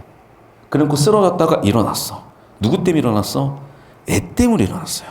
왜 울먹였을까? 아버지가 죽은 줄 알았겠죠. 아버지가 기절해서 뇌사 판정 받은 줄 알았겠죠. 안심돼서 밥그릇을 가져다 줬단 말이야. 애들아 잘 봐야 돼. 여러분 이걸 되게 건조하게 바라보면요, 이거다. 기계적으로 개념적으로 바라보면 X축 Y축이야. 잘 봐. A의 시간에 따라서 송영감의 또는 아이와의 갈등이 올라갔다가 해소됐다고 볼 수도 있어요. 왜 그래? 갑자기 버럭하고 화를 내버리니까. 여기가 이 극대점인 거지. 그리고 어떻게 했어 다시? 야, 막 누가 그짓그걸 해오라 그래서 하면서 성질내다가 애가 울고 생각을 해보니까 그래 라고 하면서 너도 먹어라고 애를 챙겨줬죠. 그럼 이게 기계적으로 보잖아. 갈등 해소해더라. 기계적으로 보면. 근데 니네가 작가였다고 생각을 해봐. 갈등 해소를 보여주고 싶은 걸까? 그만큼 우리 송영감이 독에 대한 모든 거를 걸고 있다는 걸 보여주는 걸까? 그렇죠. 즉 아버지로서의 자신의 역할보다도 독에만 신경 쓰고 있는 거야 지금. 그러니까 이렇게까지 나오는 거야. 그래서 때때로 일타 강사급들 중에 인격 파탄자라고 소문나는 이유가 있는 중에 하나가 뭐냐면 이거예요. 걔네들 되게 예술가들이거든. 일타 강사들 보면. 그리고 뭐 예를 들면 스티브 잡스라든지 일론 머스크라든지 왜 사람들이 이상하다고 하냐면 그 경지에 간 사람은 정상으로 못 가. 예술적 감각이 있고 진짜 약간 도라이들이라 가요. 그럼 이 사람들은 가끔씩 미쳐요 이렇게. 그럼 옆에서 정상인들이 보기에는, 평범한 사람들이 보기에는 쟤 좀 도라이야, 이상한 사람이야 까지 돼버리는 거야. 그렇게 그 사람은 사후에 그런 안 좋은 것들 잊혀지고 나면 예술가로서 남는 거야. 방고 봐봐. 자기 귀를 잘라버리잖아. 그 정도로 돌아있기 때문에 그런 예술이 나오는 거거든요. 근데 저는 평생 그렇게 살긴 싫고, 저는 빨리 박수 칠 때 떠나고 싶은데 아직 박수를 받을 만큼 잘하고 있지 못해서. 자, 그럼에도 불구하고 송영감 어떻게 한다? 끝까지 독을 짓고 있더라야. 이런 소설이야. 저 따라오세요. 그래서 여러분 아시겠죠? 자꾸 내신 스타일로 우리가 그냥 무미건조하게 심상 찾고 이럴 때는 중학교 때 끝났고, 소설을 가르치고 배우는 이유는 삶을 생체화하라는 거야. 삶을 있는 그대로 겪어보라는 거예요. 그러다 보면 내 삶이 딱 보여요. 내 삶의 윤곽이 보여요. 그리고 그 내 삶의 윤곽대로 내 삶을 찾아서 살아가시면 되고, 그건 절대로 짧은 시간이 이루어지지 않아. 미리 얘기하지만. 그리고 여러분 또 내신하면서 제 이야기는 다 까먹겠지만 무의식 중에 이렇게 생각의 씨앗이 숨어서 생각의 씨앗이 심어졌다가 어느 순간 커 있을 거예요. 나를 기억하실 필요는 없으시지만 여러분이 그렇게 살아나가시기를 바라는 마음을 가지고 평가원 교수님들이 교육과정 쓰셨고 교과서 쓰셨고 문제를 내고 계신 거고, 앞으로 문학작품 이렇게 읽어내실 줄만 안다면 틀릴 일이 없어요. 대신에 약간 기술적인 건 제가 그냥 도와드리는 거 조금만 할 뿐이야. 그럼 여러분 잘 생각해야 돼.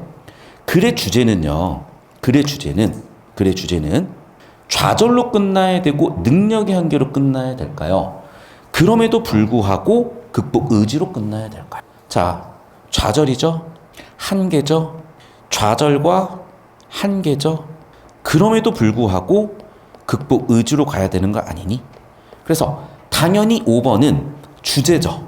그런데 4번처럼 얘기하면 주제의 일부만 가져와 버린 거고, 좌절로 끝나고 한계로 끝나버리면 안 되잖아. 주제의식으로 봤을 때. 그래서 첫 번째 해설은 뭐냐면 주제의 일부만 끌고 왔기 때문에 정답은 4번이다. 4번과 5번을 비교해 봤을 때 얘는 주제 일부만 끌고 와서 틀렸다 4번이야. 됐어?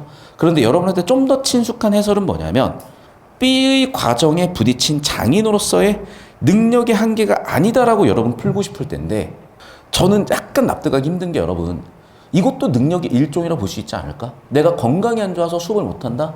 능력의 일종 아니라고 볼 수 있지 않을까? 그래서 제가 봤을 때는 그렇게 내용일치적으로 푸는 것보다 이제는 좀 어떻게 풀어주시자.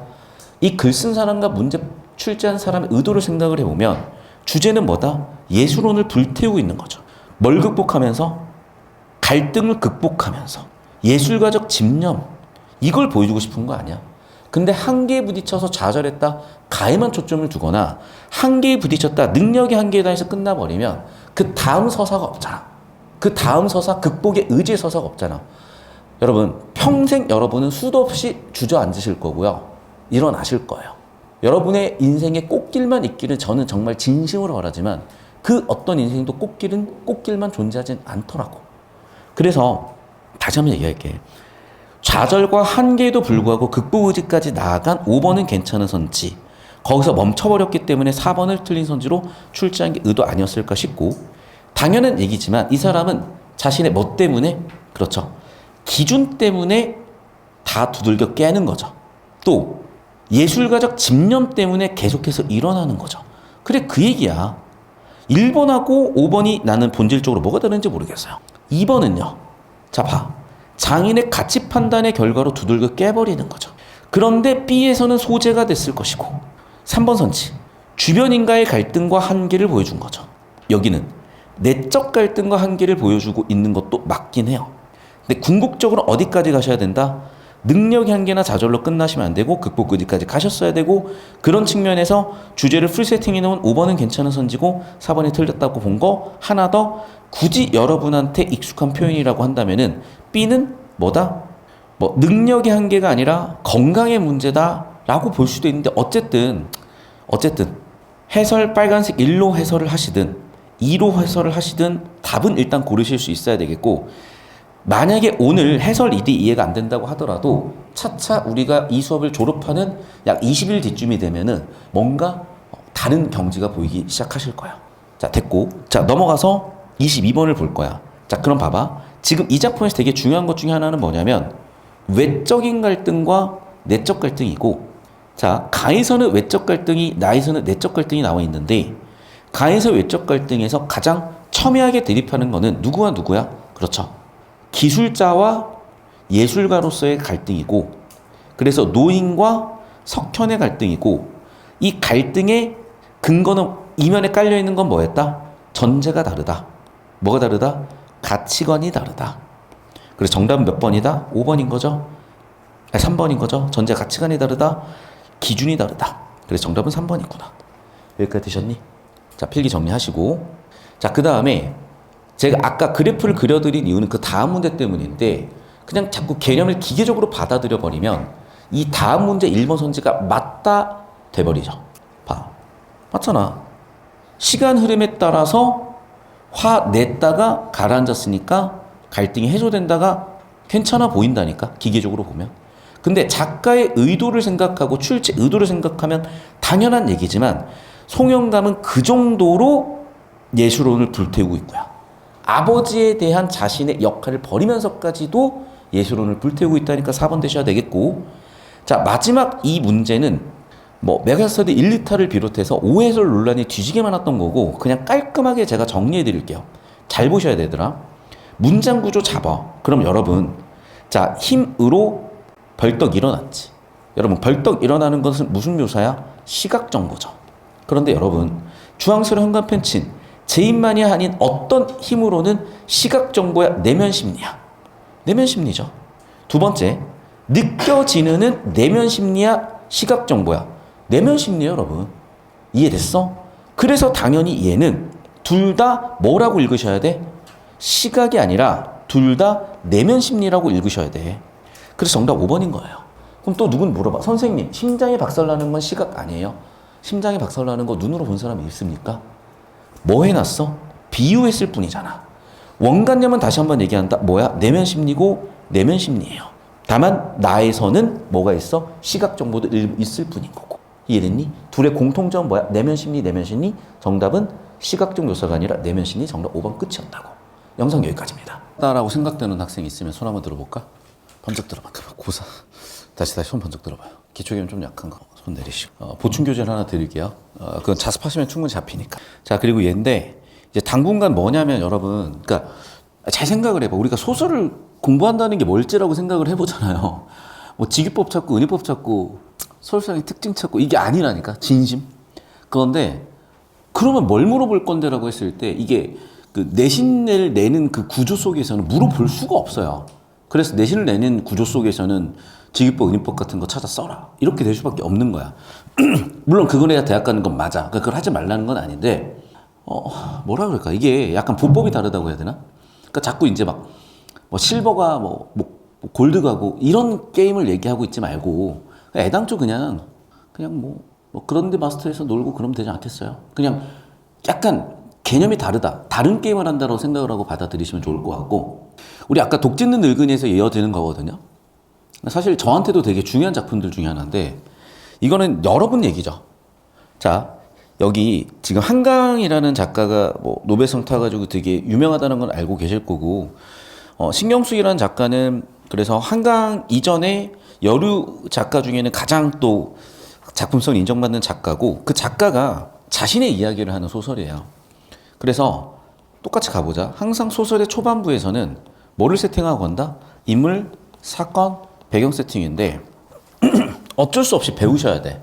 그러니까 우리가 뭐 놀이라는 게임을 한다라고 했을 때 템 같은 거 맞춰야 되고 뭐 스킬트리 같은 것도 알고 있어야 되고 똑같아. 국어에서도 똑같이 배경이라는 정보가 있는데 잘 보셔야 돼. 학교에 나가지 않으면 컨베이어 벨트 앞이에요. 그러니까 여러분 이게 잘 이해가 안 되는데 우리 누나 친구들만 하더라도 이렇게 고등학교를 간 친구들이 있다고 저는 들었어요. 주경야독이라고 하잖아. 그러니까 낮에는 일하고 밤에 공부하는 거야. 그래서 실제 이제 주경야독은 농경 시절에 이제 과거 시험을 합격하게 한 과정에서 낮에 농사 짓고 밤에 공부했던 그런 사람들 얘기했던 건데 지금이 야학이 남아있는지는 모르겠어요. 근데 저도 아주 옛날에 야학 같은 데서 이제 교육봉사 같은 거 하고 그랬었거든. 그럼 이제 얘네들은 뭐냐면 이거야. 지금도 야간 대학이 있을 거예요. 즉 얘네 야간 고등학교를 다니고 있는 거야. 그럼 야간 고등학교를 다니는 이유가 뭐야? 그렇지. 낮에는 일을 하는 거야. 이해됐어요? 그러니까 지금처럼 우리가 풍족한 생활을 하고 있던 시절이 아니니까 내가 인생이 달라지기 위해서는 교육을 받아야 되고 근데 그 교육비를 댈 수 있는 상황이 안 되니까 어떻게 일을 하고 돈을 벌어서 고등학교 다니고 남는 돈은 집에서 보내고 그런 생활을 하는 거야. 벌써 쉽지 않은데 이 사람 나이가 몇 살인지 봐. 여기 17살 손? 18살 손? 알았어요. 아, 손 안 들지 우리는. 알았어요.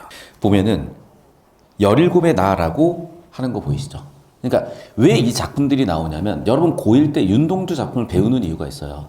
보통 중딩 잼민이들은 대체적으로 자아가 없고 언제부터 자아가 좀 확립이 되냐? 보통 고1이에요. 고1 작품들의 주제는 대체적으로 자아 정체성 확립이야. 근데 여러분 이 과제는 평생의 과제예요. 자아 정체성 확립이 되어 있는 어른이 몇이나 되나? 제가 봤을 때는 거의 없다고 보여요. 자아 정체성 확립이 안 되니까 어떻게 되냐면 사람이 무한대로 흔들려요. 그래서 되게 진중하고 단단하고 딱 틀이 잡힌 사람을 보잖아. 자아 정체성이 명확하게 서 있는 사람들이에요. 여러분 인생의 목적이 다른 데 없습니다. 자기 자신 찾는 데 있어요. 진심. 그리고 저는 이런 말을 할 만한 자격은 돼. 나중에 말씀드릴게요. 자세히. 그래서 저도 인생이 수도 없이 힘들리다가 정말 창피한 얘기인데 저는 자아 정체성이 작년에 확립이 된 것 같아요. 너무 늦지. 근데 저는 작년에 자아 정체성이 어쨌든 확립이 됐고 이제는 흔들리지 않는 인생을 살아가요. 그런 사람들의 공통점들이 보여. 그리고 이 사람은 그렇게 미스터 션샤인에 나오는 되게 시적인 표현 중에 하나인데 인생의 소설의 첫 줄을 시작을 했다. 이런 표현을 써. 그러니까 나도 내 인생 소설의 첫 줄이 언제 시작을 했냐? 17살이었어요. 그때 제가 꿈이 뭐였냐면 프로게이머였어. 왜 프로게이머였냐면 게임이 좋았으니까. 그런데 왜 프로게이머였냐면 그때 교육부 장관이 그랬어요. 하나만 잘해도 대학원 간대. 그럼 나는 스타크래프트 잘하면 서울대 가나 보다 생각하고 진짜 순수하게 스타크래프트를 잘해서 서울대 갈 수 있을 거라고 착각하고 살았어. 아니나 다를까 첫 시험 치고 나서 말도 안 된다는 걸 딱 깨닫고 나서 그때부터 그냥 이거였어요. 지금 생각해보면 나는 공부에 재능이 있었어요. 얼굴에 재능이 없어. 난 정확하게 메타인지가 되는 사람이고 거울을 정확하게 보는 사람이기 때문에 공부에서는 차은우예요. 얼굴에서는 베이는 거죠. 정확하게 제 자기 자신을 알기 때문에 뭐 공부에 재능이 있다, 재수없다 이런 얘기 할 필요가 없어. 저는 분명히 공부에 재능이 있었어요. 근데 공부를 아예 안 했을 뿐이에요. 그래서 사실은 말도 안 되는 성적 향상, 내가 고3 나이 때 딱 전국 70등까지 올랐거든, 모의고사에서. 그런데 누가 하루에 16시간씩 공부한다고 코피 터질 때까지 공부한다고 전체 다 전국 70등이 돼요? 아니에요. 공부를 그 정도 했어도 안 되는 애들이 수두룩해요. 그래서 제가 내린 결론은 모든 건 다 재능이야. 아니, 차은우 얼굴을 봐. 재능이잖아. 내가 차은우 따라갈 수 있니? 못 따라가요, 그거는. 그런데 차은우가 공부로 나를 따라갈 수 있나? 못 따라와, 그건. 똑같아, 얘들아. 다시 한번 얘기한다. 그러면 그런 자아 정체성이 형성돼야 되는 또는 뭔가 인생의 가닥이 잡혀야 되는 지금 이 시기에 여러분이란 인생 소설의 첫 줄을 써야 되는 이 시기에 이 신경숙이라는 작가는 자신의 인생 소설 첫 줄을 이 소설을 통해서 쓰고 있는 거야. 그래서 보실게요. 자, 그래서 턴베벨트 앞을 떠날 수가 없는데 그 시절 선생님은요. 일단 말을 안 들으면 때려요. 제가 중학교 2학년 때 교실에서 신발 신고 다니다가 운동화 스파이크로 대가리를 한 대 쳐맞은 적이 있어요. 그럴 정도로 때리는 선생님들이고 말도 안 되는 선생님들인데 얼마나 선생님이 상냥하셔. 일단 학교에 나와 라고 하지도 않아. 일단 엎드려 놓고 삽자루를 패는 게 옛날 선생님들이야. 그래서 버스에 올라탄 선생님을 향해 나를 향해 손을 흔들고 선생님하고 내가 생활하고 있는 삭막한 공장 굴뚝이 대조적으로 보이고 이 얘기 너무 처음으로 내 주변에 사람이 없었겠어. 있었는데 나는 처음으로 사람다운 사람을 만난 것 같대요. 혹시 너희 일단은 손 안 들 거니까 더 글로리 알죠? 연진이 송혜교 나왔던 거 학폭. 거기에 보면 송혜교가 어린 아역일 때 막 학폭당하다 학교 자퇴하고 나서 교대 가려고 공부를 하는데 그 어디 뭐 무슨 공장에서 일하면서 공부하면서 교대를 가는 그 장면이 나오잖아. 그런데 거기서도 걔는 막 사람들을 괴롭히고 하는데 유일하게 자기를 따랐던 동생이 있어요.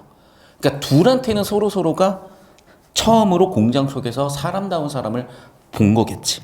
그런 느낌이야. 그러면서 이제 여운이 남는 거야. 그리고 자기 자신을 성찰하기 시작을 해요. 17의 나예요. 우두커니 서서 선생님이 툭 치고 간 자신의 어깨에 남아있는 그 느낌을 계속해서 느끼고 있어요. 제가 아침마다까지는 아니고 격일로 해운대까지 뛰어갔다 올 때 제가 항상 제 옆에 누가 있다고 생각을 하냐면 전 여친 강아지인 콩이가 뛰고 있다고 생각을 해요. 저희가 이제 제주도에서 한 1년 동안 있었거든. 제주도의 성산 일출봉 쪽에 살았었는데 성산 일출봉에 콩이를 딱 이렇게 잡고 같이 뛰어갔다 왔을 때 콩이도 너무 행복했던 것 같고 저도 너무 행복했던 것 같고 지금 콩이는 살았는지 죽었는지 모르겠어요. 보통 이제 수명상 걔는 죽었을 나이긴 해. 근데 어쨌든 내 옆에 뛰는 러닝메이트로 그 콩이가 같이 뛰고 있다는 그 느낌이 드는 것처럼 이 사람도 마찬가지. 그래서 나는 그 느낌을, 그 흔적을 계속해서 만져보면서 자, 그러면 이제 공간이 바뀌었죠. 그래서 장면을 구분해 볼게. 자, 이제 나는 어디로 갔어요? 학교로 갔어요. 옛날에 교무실 여러분 못 들어갑니다. 일단 선생님들 담배 뒤지게 피고요. 아 진짜로 담배 연기가 자욱하고요. 그리고 일단 교무실에 부르면 좋은 일로 불렀겠어요? 맞으려고 불렀겠어요? 그렇기 때문에 교무실에 들어가는 순간 약간 괄약근이 힘들어가요. 막 진짜 너무 무서워. 그래가지고 들어가야 되는데 어머나 선생님은 뭐래?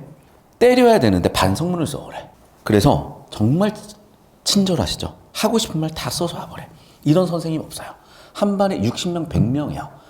학교 끝날 때까지 졸업할 때까지 이름 모르는 선생님들이 대부분이야. 그런데 학생한테 너 하고 싶은 얘기를 다 써서 와봐요. 그걸 들어주겠대. 그럴 일은 없어. 왜? 학생이 100명인데 학생 한 명 한 명을 어떻게 기억하냐고요.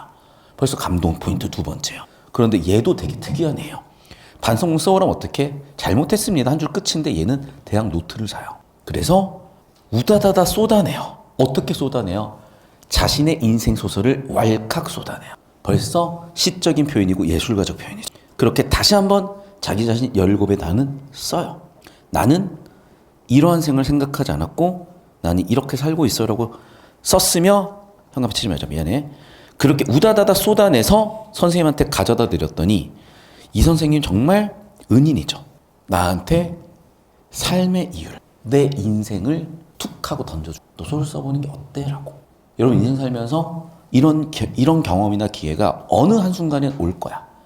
잘 한번 더듬어 보실 거고 앞으로 인생도 잘 음미하다 보면은 어느 순간에 여러분의 삶의 윤곽이 여러분의 자기 자신의 삶이 딱 시작이 되는 여러분의 소설이 시작이 되는 어떤 역사적 사건이 분명히 있을 거예요. 그렇게 선생님은 얘기를 했고 저는 그 역사적 사건이 뭐였냐면 우리 담임쌤이 저를 뒤지게 혼냈어요. 진짜 개쌍욕 박으면서 너는 공부를 무슨 이따위로 했길래 반배치고사 대비 전교 200등이 떨어지는 새끼가 어딨냐라고 하면서 진짜 개쌍욕을 했어요. 저는 그날 200대 맞는 줄 알았어요. 그날 저희 담임쌤이 저를 바꿔주셨죠. 라고 저는 제 학창시절을 돌이켜보는 거고 여기 선생님은 안 때렸다. 여기 선생님은 친절하게 너 소설 써보는 게 어때? 왜? 야 누가 반성문 써오란다고 이렇게까지 글을 잘 쓰니. 즉 이 작가의 재능을 소질을 알아본 거죠. 그리고 얘들아 봐봐. 야, 이 작가도 대단해. 이만큼 툭 하고 떨어뜨려 놨지. 이유는 왜 그래? 떨어뜨렸다는 거를 소설의 기법을 통해서 표현해주고 싶어. 그래서 오징어 게임 같은 거 보면 여러 가지 화면의 기법들이 있는 것처럼 소설에서 쓸 수 있는 기법들이 정말 제한적인데 이렇게 행간의 거리를 툭 하고 떨어뜨려 놓음으로써 나한테 소설이 툭 하고 떨어졌다는 그 느낌을 표현한 거야. 그리고 다시 한번 선생님은 얘기해요. 이런 일은 없어. 옛날 선생님은 일단 부부싸움하고 나면은 괜히 기분이 나쁘니까 애를 불러다가 때리고요. 얘가 단원 시험 10개를 틀리면 10대를 때리고요. 30개를 틀리면 30개를 때리는 사람들인데 얘네들을 커버를 다쳐주겠다는 이런 선생님이 어디 있어요. 거기서 그칩니까? 선생님은 뭐야? 이미 반성문을 바탕으로 알고 계셨던 거야. 이 소설도 정말 레전드 소설인 게 우리나라에서 가장 많이 팔린 소설인데 이 소설 쓰고 이 작가님이 절필하셨어. 왜? 이 소설이 진짜 먹먹해지는 소설이에요. 그러니까 여러분 우는 게 슬픈 게 아니야. 울 듯 말 듯 눈물이 싸그러지는 그때가 제일 슬픈 건데 이 소설은 그 사람의 감정선을 거기까지 툭툭 건드려요. 난소공. 그래서 이 난소공을 보고 있으면 진짜 무거워지거든요. 그런데 작가님을 보다 어떤 독자가 너무 반가워. 난 이해는 해. 너무 반가운 거야. 작가님 소설 너무 잘 봤어요. 라고 어떤 사람이 너무나 흥분된 모습으로 사인을 받는 그 장면에 나는 도대체 소설을 왜 썼지? 나는 절대 그런 소설 쓴 적이 없는데? 라고 하면서 절필을 했던 그 전설적인 소설이 바로 난소공이에요. 나중에 난소공도 하나 보시면 이것도 되게 먹먹해지는 소설 중에 하나야. 그렇게 난소공을 주셨어. 그러면 이제 나는 난소공을 굉장히 애지중지하면서 살아가겠죠. 그렇게 나는 난소공을 애지중지하면서 쓰면서 살아가고 드디어 이 소설 최초로 사람의 이름이 나와요. 이름이 불려진다는 건 유미해진다는 거죠. 그렇게 내 옆에 또 한 명의 이름이 불려지는 언니인 희재 언니가 있으나 희재 언니는 관심이 없으니 다독 내 마음속은 누구로? 선생님으로 가득 차는. 그러니까 정말 이 작가는 운이 좋은 거야. 이런 선생님이 이런 선생님뿐만 아니라 친구가 부모님이 동생이 콩이가 있었다는 게 여러분 인생의 행운이라고 사실은. 그래서 실제로 내 학교 생활은 그렇게 선생님이 커버 쳐준 덕분에 흘러가는데 어머나 얘는 난소공을 쓰고 싶어요. 쓰고 있어요. 주산 시간이란 뭐냐면 그 시절에 이제 왜냐면 얘네가 그러니까 옛날에 상고는 지금의 상경 계열이야. 그러니까 이제 취업하기 위해서 주산 대차 내조표 같은 걸 공부를 해야 되는 거죠.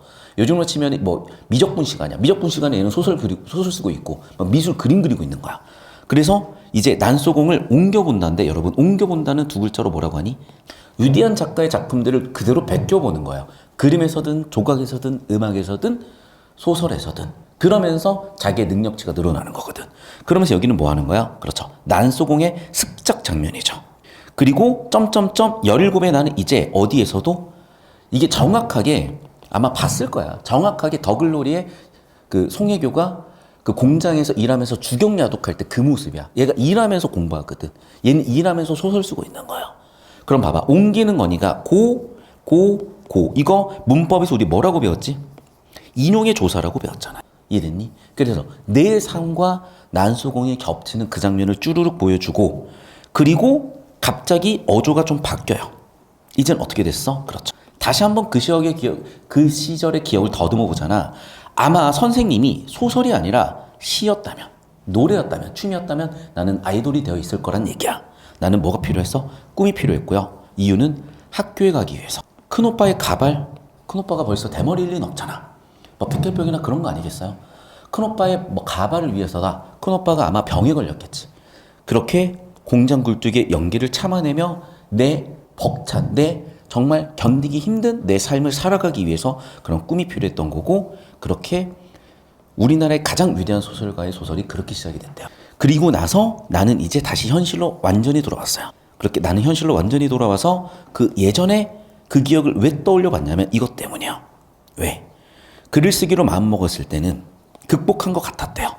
자, 17살에 나는 굉장히 좌절적이었으나 그 좌절을 글을 쓰기로 하면서 극복한 것 같아요. 그런데 인생을 살다 보니까 다시 한번 또 위기가 온 거예요. 그러면 이런 위기가 왔을 때 나는 그때 어떻게 극복을 했는지 더듬어 보면서 지금 인생의 위기를 극복하기 위해서 내가 써내려갔던 나의 인생 소설을 다시 한번 들여다보는 작가의 자전적 소설이었던 거야. 여기까지 이해되셨어? 그래서 우리가 당분간 소설을 이런 식으로 읽어볼 거예요. 그래야지 소설을 좀 소설답게 읽고 나면 답이 너무 쉬워 얘들아. 당연하지. 우리는 반성문 쓰라 그러면 겁나 쓰기 싫지만 이 사람은 반성문 너무나 쓰고 싶어 했죠. 맞죠? 그러니까 유일하게 다른 게 뭐야? 반성문. 이 사람이 공장을 좋아했겠어요? 대차대조표를 좋아했겠어요? 그렇지. 내 인생 소설이 처음으로 시작된 이 반성문이 당연히 가장 소중한 존재일 수밖에 없다. 이거를 옆에다 쓰고 외우는 느낌으로 공부하는 건요, 정말 이 소중한 예술작품을 갖다 쓰레기통에 버리는 그 느낌이 들어서 나는 그래서 더더욱 이거를 자꾸 개념적으로 안 보여드리는 거고, 대신에 내신 들어갔을 때는 철저하게 개념 분석해드릴 거예요. 그래야 여러분 어쨌든 대학 가는 위한 공부하는데 도움이 될 거니까.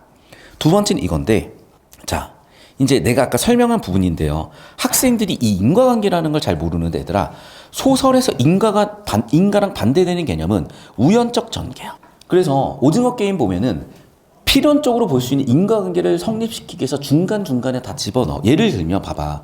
오일남인가? 뭐였지? 맞아? 시즌 1의 1번이 오일남이었나? 영일남이었나? 오일남 아니야? 오징어 게임 1번 남자여서 오일남이잖아. 시즌 2 1번 이름이 뭐였지? 영일남이었나? 영알남인가? 걔도 뭐 무슨 일이었어 어쨌든. 그러니까 봐봐 얘들아, 이런 게 무슨 전개야? 이런 게 인과관계야. 이해됐어? 그러니까 이 사람이 내부자잖아요. 이게 인과관계를 주는 거야, 암시적으로. 그런데 전혀 생각지도 못하고 이런 근거 없이 단서 없이 뭔가 사건이 빵 터지는 거 우연적 전개라고, 얘들아. 여기까지 알겠어? 그러니까 여기서 얘들아, 문단 사이 여백을 주어서 인과관계를 주고 싶은 게 아니라 뭘 주고 싶었던 거야? 그만큼? 그렇죠. 소설이 떨어졌다라는 걸 표현하기 위한 기법이지 사실은. 자, 두 번째, 이건 개념이니까 풀어볼게 얘들아. 자, 내 17살은 이랬어요라고 한 줄로 설명할 수 있잖아. 그래, 현재형 어미를 쓰는 순간 매 순간 계속 정보가 주어져야 되다 보니까 이야기 전개 속도는 당연히 지연되겠죠. 이거는 100% 맞는 개념이야. 그래서 당연히 높인다 틀렸고. 자, 그 다음 봐봐. 간결하다의 기준은 주어 서술어 구조, 절구조가 두 개 이하인 경우를 일반적으로 얘기해.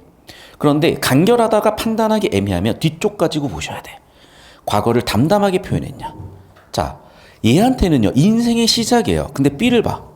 감정적으로 표현하는 것 같아. 감정이 거의 표현되지 않아 있어. 거의 내 인생의 모든 걸 설명한다는 그 느낌은 아니잖아. 이해되셨어? 그래서 이거를 좀 담담하다고 읽으실 수 있었어야 될 것 같아. 자, 4번 선지인데 맞죠? 17의 나라고 표현했으니까. 하지만 지금 내적 갈등이나 내적 분열은 아니잖아. 오히려 자기 자신에 대해서 정확하게 깨닫고 있는 거고. 더군다나 사건의 긴장감 같은 건 없어요. 정답은 3번. 약간 이건 개념 지향적인 문제였어. 필기해 주시고. 자, C 장면은 아까 뭐였어? 난소공을 습작하는 장면인데 컨베어 벨트 앞에서 습작을 하고 있으니 노동을 동시에 하고 있으니 당연히 고단한 삶이 될 것이고, 습작이라는 것 자체가 뭐였니? 소설 쓰기를 배워가는 과정이고, 소설을 옮겨 적으면서 얘들아, 위로는 어떤 때 되냐면 나보다 잘난 놈을 볼 때 위로가 되는 게 아니라 나랑 비슷한 처지에 있는 사람들 볼 때 위로가 되는 거거든. 당연히 일을 하면서도 습작을 하는 걸 애착이라고 볼 수가 있겠죠. 즉 내가 글 쓰는 것에 대한 어려움이 아니야. 내 삶에 대한 어려움이지. 정리하면 이거예요. 나의 삶의 어려움을 꿈을 꾼 거죠. 뭘 통해서? 소설이라는 꿈을 꾸면서 버텨본 거죠. 그럼 이 사람한테 있어서는 마치, 모르겠다 이런 비유가 적절할지, 첫사랑처럼 이 순간들이 기억이 나는 거야. 모든 게 다 좋았던 것 같아요. 창작이 어려움이 아니라. 이해됐니? 정답은 3번 같은 거야. 야, 오랜만에 듣는다. 첫사랑이라는 표현. 자, 됐죠?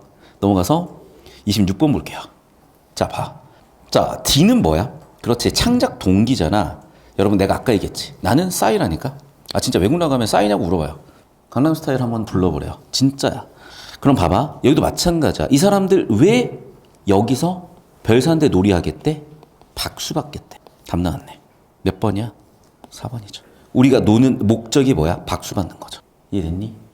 이 느낌이라고. 자, 그래서 자꾸 뭔가 쓰고 외워서 답을 내려고 하는, 저 따라오세요. 내신 스타일 오케이, 알겠어. 근데 그건 내신 때 충분히 연습이 되어 있고 준비가 되어 있어. 그럼 뭐냐? 여러분의 기본적인 레벨을 좀 올려놓잖아요. 거기다가 새로 받아들이는 내신적인 공부들도 훨씬 꽃을 잘 틔울 수가 있을 거야. 그래서 우리는 지금 여러분의 인생의 토양을 되게 촉촉하게 만드는 그 과정을 하고 있는 거고, 그 과정에 이제 옛날엔 메말라 있었기 때문에 뭐 내신에 씨앗을 뿌리든 공부를 하든 뭔가 휩쓸려 나갔다면 이제는 그게 좀 안착이 되는 그런 느낌으로 3월 내신반부터 잘 정리가 되실 거고, 다시 우리는 좀 기본기를 닦고 있어요. 이게 소설 읽어나가는 기본기라고 생각을 하셔. 그래서 내일 수업 정도까지 아마 소설의 기본기를 쭉 한번 닦아보지 않을까 싶고, 자, 과제 나갈 거고 미리 좀 풀어오는 거 말씀드릴게요. 영상 여기까지 끊으시고